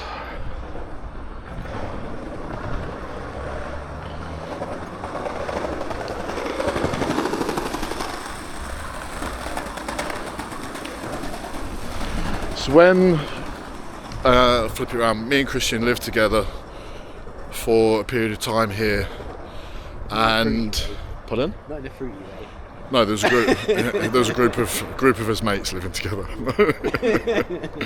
and I used to train at the gym just around the corner, and I would walk this walk after I trained at the gym in the evening, and I can't ever really remember feeling at risk or on edge. Even the drunks and the druggies who hang around here, they're in their own little world, aren't they? They're looking at their own little thing. So there's the O2 Academy here, which is a big music sort of, don't know, what do they do? Like gigs and stuff, don't they? Yeah, music gigs. And then Jerk Hut having a banging night. Where's Chicken and Blues gone? That's gone, hasn't it? Yeah. They still have one in Winton, but... Do you want to go to Crescent? Yeah, so what I was thinking... That's supposed to be the rough bit, but it's... Yeah, so what I was thinking, sorry, just to capture this, down there is the street where the chap from the other video met the charitable organisation, the two people from there.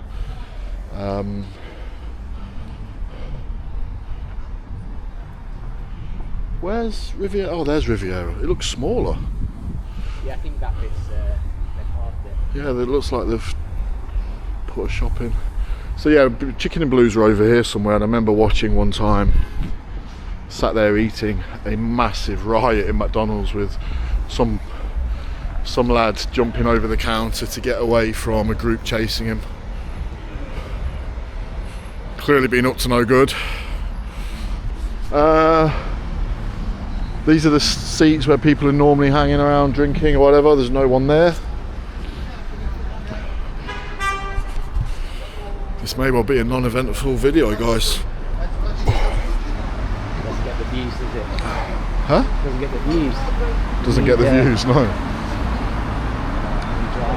But I'll be honest, it's not about the views, it's about showing Bournemouth for what it is. The video that I watched from that Joe Fish guy, I think you watched it, didn't you? Yeah.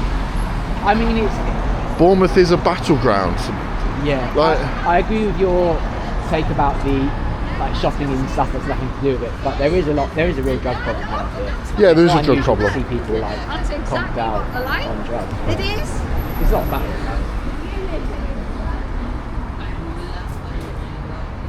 No, I think definitely not a battleground.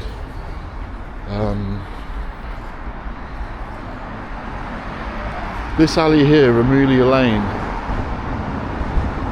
that for some reason I remember having a bad reputation. I think you get a lot of street drinkers hanging around there. Yeah. Oh, someone got stabbed there? Yeah. Yeah, that must be why. Sticks in my mind. That's the lane that connects this road to the gym, isn't it? So this is Chaplin's Music Bar. Not just there, next door. Shot of the, they just lit. Yeah, definitely. If you are into your music, it's got a pretty insane beer garden, hasn't it, with lots of interesting decor and cool sights. Okay, we're still going and we're still yet to see any issues. I'm a bit disappointed, to be honest, mate. I'll come up to the Crescent, so yeah. I was expecting more.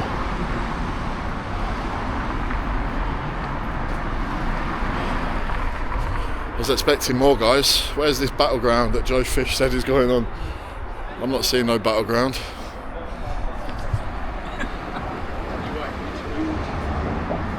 Yeah, that's one of the busiest coffee shops I've ever seen for that time of night. Yeah, shall we go through the Crescent? Oh yeah. Right, so the Crescent, I don't know if it still is. It used to be a hotbed, didn't it, for drug users? Yeah, there was one of these was, I think, a rehab, and that's why. One of these buildings? There was one like in around this area, that's right. Okay.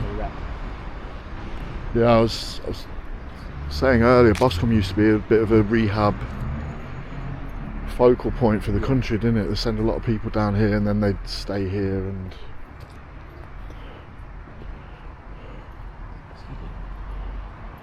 Probably doing a vlog. Yeah. Chaos in the Crescent. Chaos in the Crescent. Chaos in the Crescent.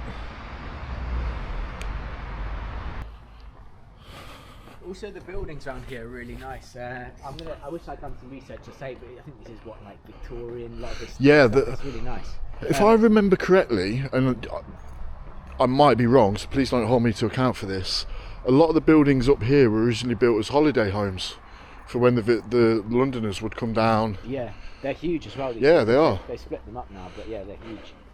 Yeah, they did. They split them up and bunged people in. Yeah. The one, you mean the ones overlooking that nice... overlooking the square, yeah. It's nice, isn't it? I went there today, and so last time I was there was... The church group had just taken over a little old sports hut and turned it into a community cafe. Yeah. Have you seen it now? Yeah, it's nice. With the they've completely rebuilt a whole new building.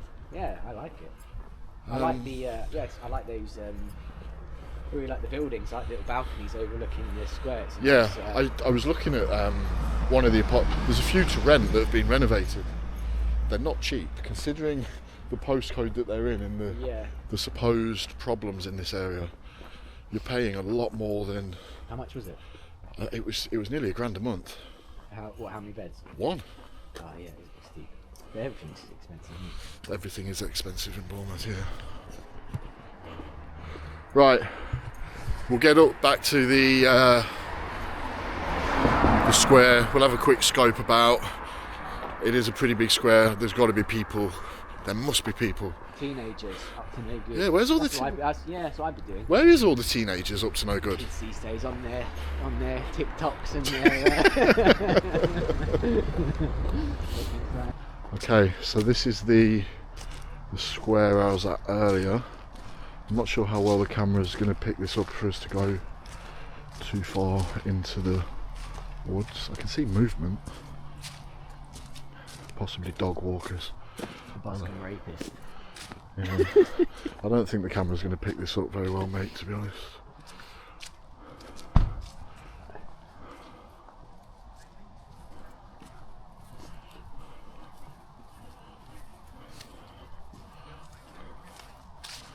So you can hear people talking. That we're walking. Oh, there's people on the park, that's why. There's people on the swings.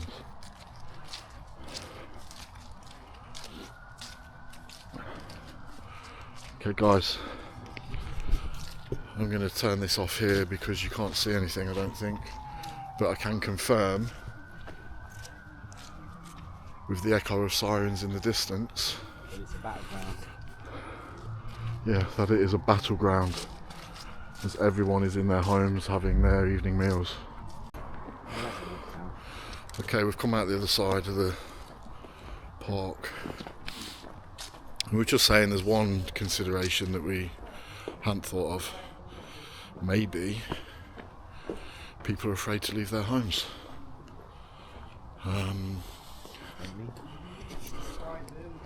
Yeah. Would you leave a Bentley here if it was a battleground?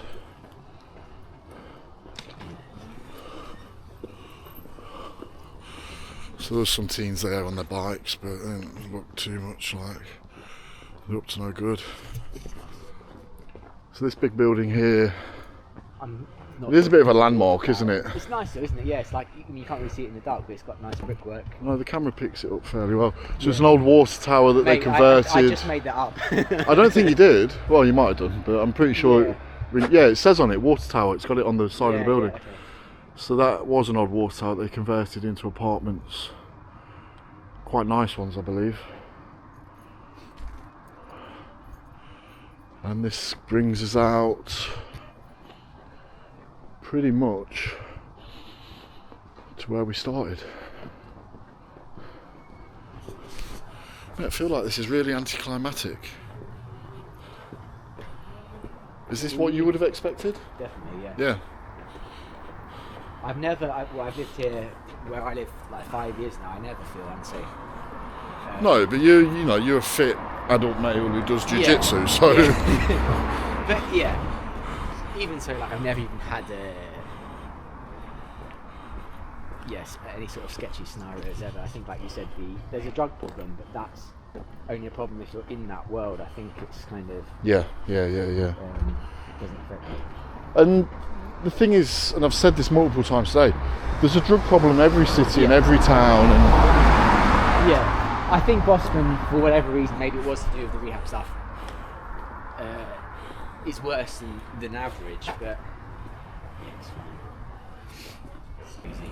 I guess summer is a different beast. Oh, the beach is crazy. Yeah, that's not the excuses to Boscombe. And all the day drinking may then. Yeah, you just see groups of lads like drinking and then they end up having fights, which is you get that anywhere. Like get groups of lads and alcohol, obviously you're gonna have fights. And also it's like because it's so. I think especially since like the last few years, the beach has gotten so packed in the summer. It's like you can't move. So like wherever you're throwing your Nerf, like Louis when do you remember that? Taking someone's jaw for a swim. Fond memories of when we lived here together, yeah. There's a lot of that now,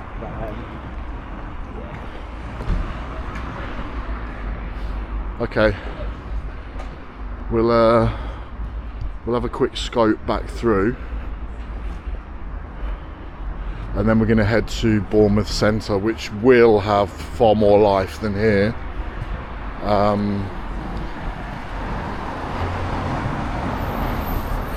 Will it be a battleground?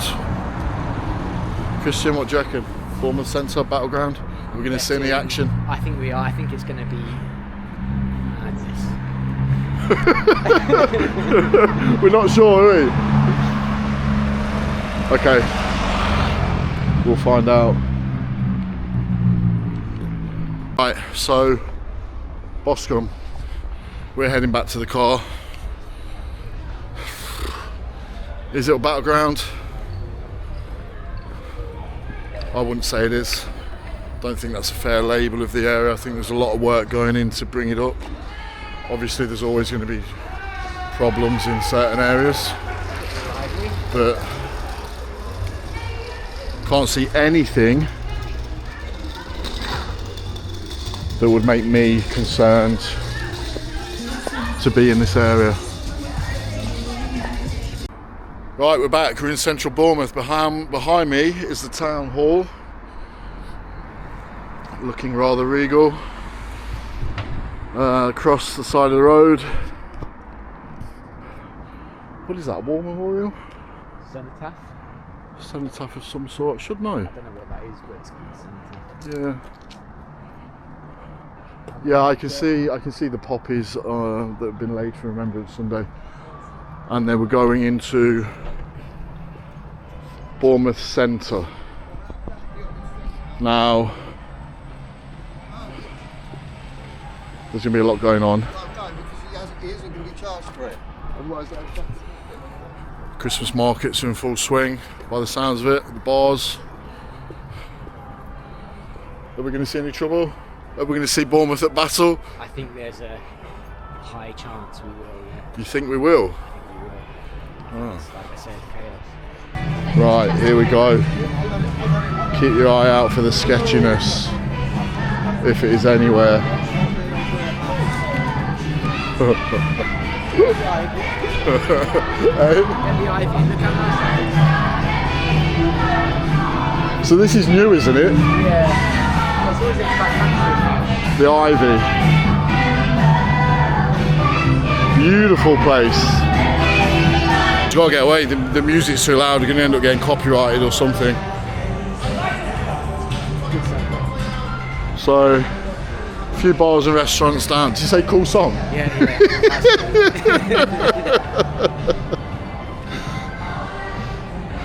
What was it, like 80s classics or something? Yeah. Pointer Sisters.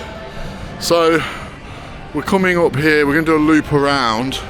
Basically, we're going to go almost like flower petals. We'll get close to the centre, but we can only go... Lovely church. Yeah, we're going to have to sort of dogleg in and out just to avoid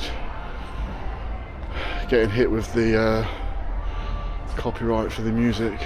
I'll tell you what, mate, I've always loved this hotel. Oh, okay, yeah. That's Is this what you're going to point out? No, I was going to point out the Art Deco Echo, but they're both nice buildings, yeah. Go on, give your review of the this hotel. Let me get a little bit closer so I capture it in all its glory. It's incredible. I've never seen a pink building look okay. Yeah. But absolutely incredible hotel. Residents parking only. There must have people who live there. And then you wanted to point out the Echo building. It's like it's got that kind of Art Deco. We'll have to cross over. Yeah, we'll cross over. Like a lot of the I don't know what I'm talking about, but a lot of the buildings in Bournemouth, they're of that sort of era, like Art Deco era.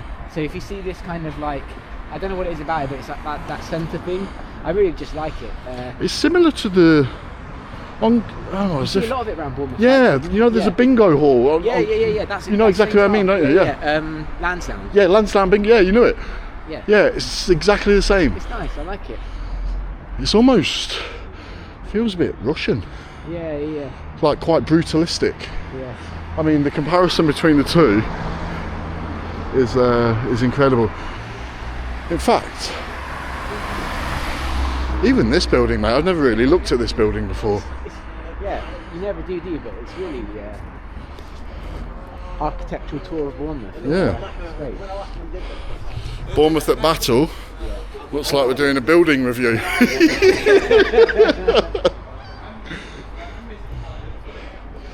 So down here you've got a casino, I think Spearmint Rhino. Does it still exist here?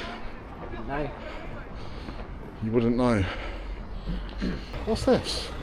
Temptation Club and Bar. Ah, okay, this must be Spearmint Rhino. Back in the day, looks like it's had a change of name.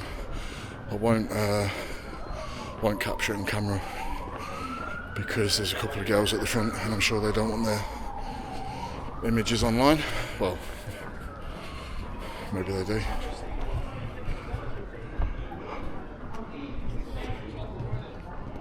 Oh, what's happening up there? What's happening, boys? Is there some drama? Some drama. Should we go down?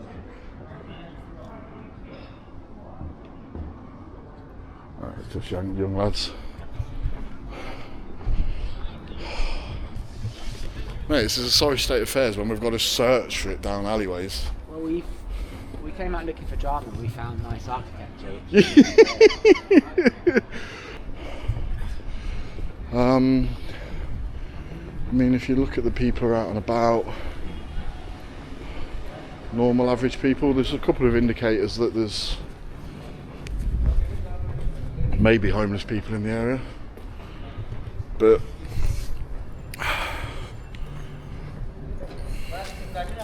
not seen anything yet. Mate, I reckon we are thoroughly disproving that Bournemouth is at battle. So the only indicator so far that there's any potential drama, there's a couple of police stood on the corner there, keeping an eye on goings on. But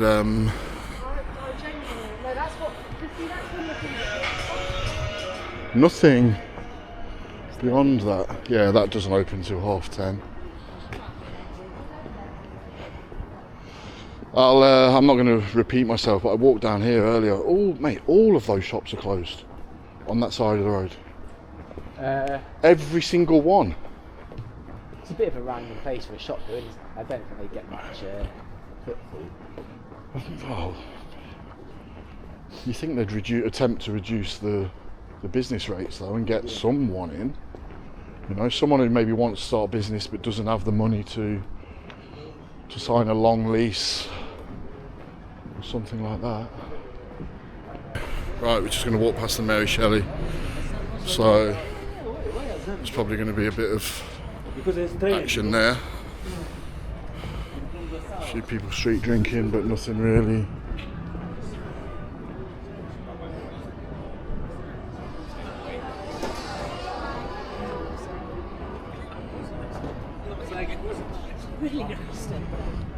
It's good to see it's busy. Yeah. That's encouraging, but I think, and I might be wrong in saying this, but I think like the ethnicity demographics changed somewhat. Because I know when I first moved down here in 2015, and I would tell people, they'd ask me where I'm from because of my accent, I'd say, oh, I'm from Leicester. And I'd get quite a bit of racial sort of response to that. Racist against Leicester, people from Leicester. Yeah, they'd be like, you know, I'm not going to say the words, but oh, Leicester, isn't that full of X, Y, and Z? Oh, I see. Yeah.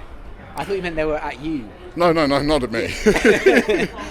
And especially in Weymouth, because my office was in Weymouth. When I first went there, a lot of people would challenge Leicester, and here was very, very white.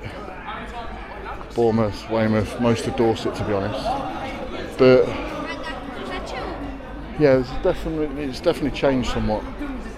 I don't know if that's brought any friction with it, or if people are pretty relaxed. Everyone seems pretty relaxed, don't they?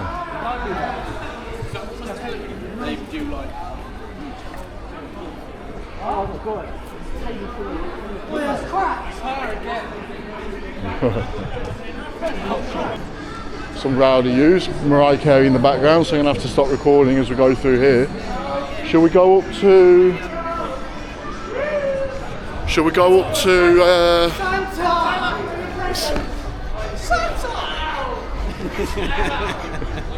fuckers. Well, mate, other than Old Christchurch Road, we're now walking up, it's a triangle, this area, isn't it? The triangle. Other than Old Christchurch Road and the gardens and the pier, which we'll go through, and so it's not 10, is it?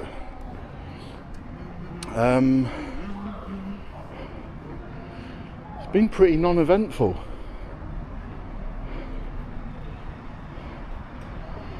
I would go as far as to say there's less homeless now than when I was here last in 2019. Yeah, I think that's maybe not. There is a lot of homelessness around here, and this is probably like a, this is probably not representative of maybe a normal day. But Maybe they knew we were coming, and yeah, they decided to put on best behaviour. They knew the review was coming. Oco Rocco, Mexican street food.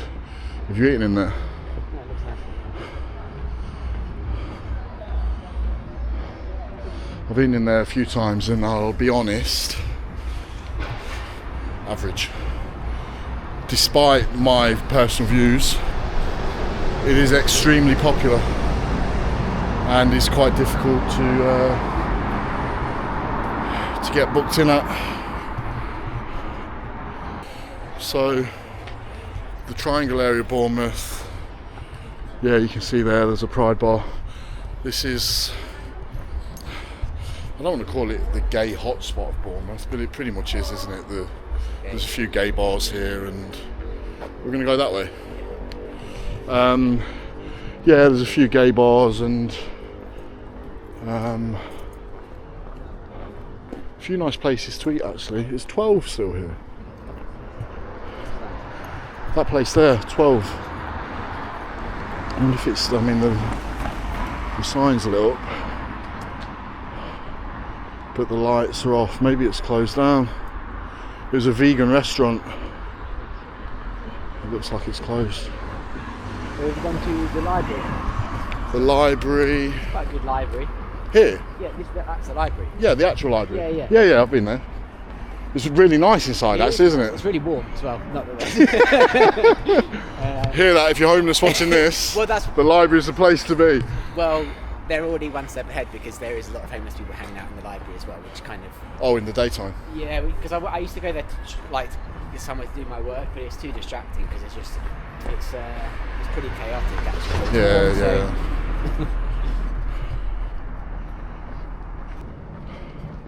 Avenue Lane. I think this was a bit dark and dingy spot, but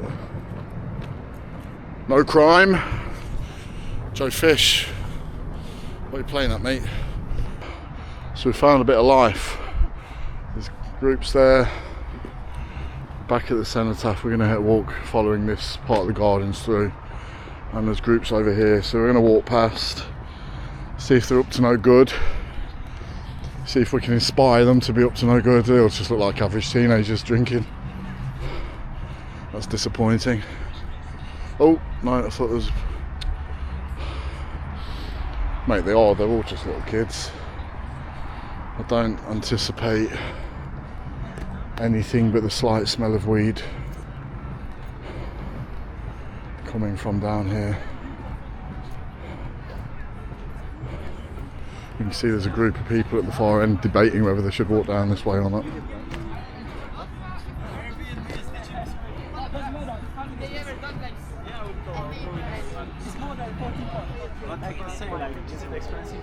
So I don't know what language, was it Spanish? Oh, it might be actually. Sort of Spanish? So there's a lot of language schools in Bournemouth, isn't there? You see a lot of Spanish, a lot of Chinese come here to study English, a lot of Arabs as well. I'm going to have to turn it off in a second because of the bloody music.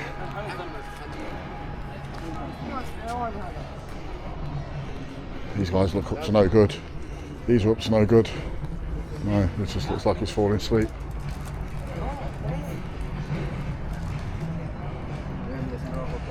Okay.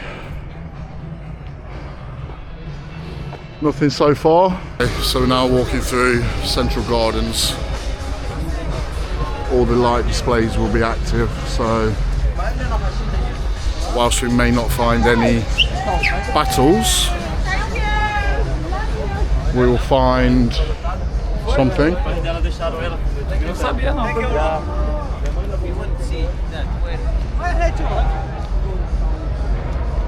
So that over there is the, what is that, the BH, is that the BH2 complex? Yeah, that was built while I was living down here. Cinemas, restaurants.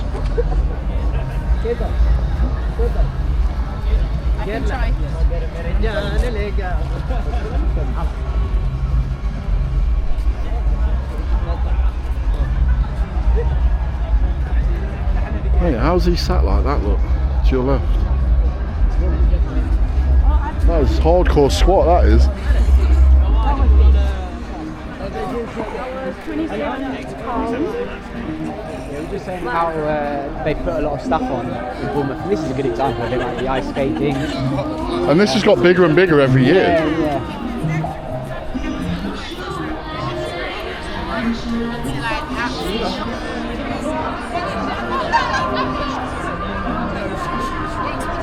I mean, so far what I'm seeing is a pretty thriving town with a lot going on. Big old Christmas tree.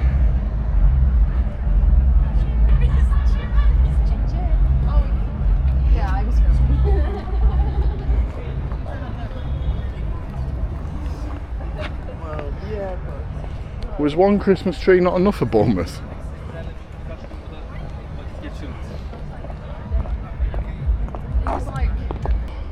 Hey, what is that place up there? That's Urban Garden, yeah. You never been there? Yeah, I have been there. It's nice, isn't it? It's really, really nice. Nice lunchtime spot. Right, I'm going to tell you my fun fact. You're going to tell me your fun We've facts? gone past it, but Orchard Street, just back there. where we went Orchard past. Street, yeah. It's the only street in Bournemouth. All the rest of the roads are roads. Because It's the only street, what, with the name only street? something street, the rest are something road or whatever avenue, because the Victorians thought street. I might be butchering this. This is just off the road, but I Butcher heard away. that the Victorians thought the street was a tacky word, so they called them roads, avenues, and never street. And Orchard Street back there is the only street in Bournemouth. How did that get away with being called street? That must have been like the rough part. It might be bullshit. I mean, this is pretty cool, isn't it? You know, you don't get this in many... Or maybe you do, mate, maybe you do. I'm not sure, but in Leicester there's a Christmas market which is pretty tacky. No way, look how they've got the lights to appear It's like nice, a waterfall. Yeah. I always like that one. That was incredible. So we're coming out to the base of the pier. There's meant to be fireworks at 10 PM, but I think 10 PM's passed. And there doesn't seem to be that many people around here, so... Okay, this looks like the first potentially homeless person we've seen.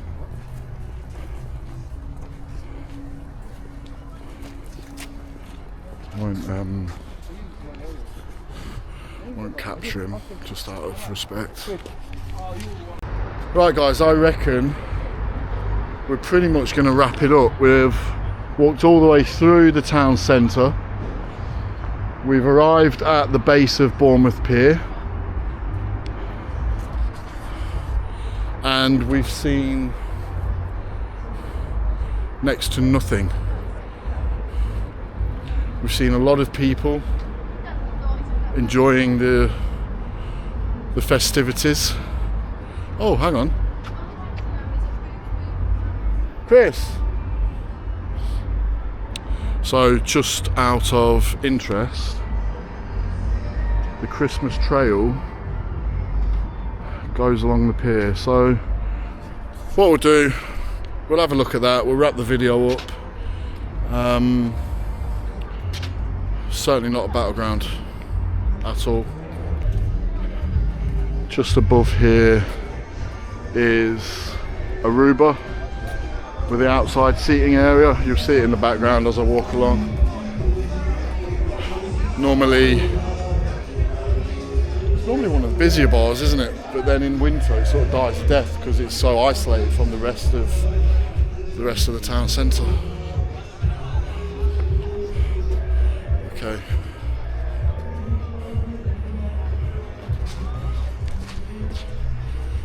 Mate, I feel like this might be a bit anticlimactic. The Christmas trail seems to be... include every single... No, I know, but it seems to be just 1,000 Christmas trees either side of the pier. Nice. You know the fun fact about the Boscombe whale? The fun fact about the Boscombe I whale... said I didn't want to be on this video, but I guess I am now, aren't I? Go on. Mate, I have to just remember these off the top of my head. A whale washed up in Boscombe Okay. in 19... Get your fact checks ready. Wow, I'm going like 1908. 1908, fact check. And they tried to rescue it, but they couldn't. And they auctioned off the skeleton to somebody. That's as far as I know. But in the Sovereign Centre in Boscombe, I just saw the other day, there's a little sort of art exhibit. And it's dedicated to the whales. That's a good fact. I like that. Yeah. I've never heard it before. Well, if you want to know more about it, you can, if you have the time on your video. No, I'm not that interested. Oh. if you want more on the Boscombe whale, then be sure to check out my 3-hour documentary that's coming out soon. Right. With Bournemouth all the way down to Southbourne and Boscombe just behind. That is me wrapping this video up. Are there issues here? Yeah. Are some of the areas here more deprived than others? Certainly statistics show that. Is it a battleground? Not a battleground in my opinion. So thank you for watching, and peace.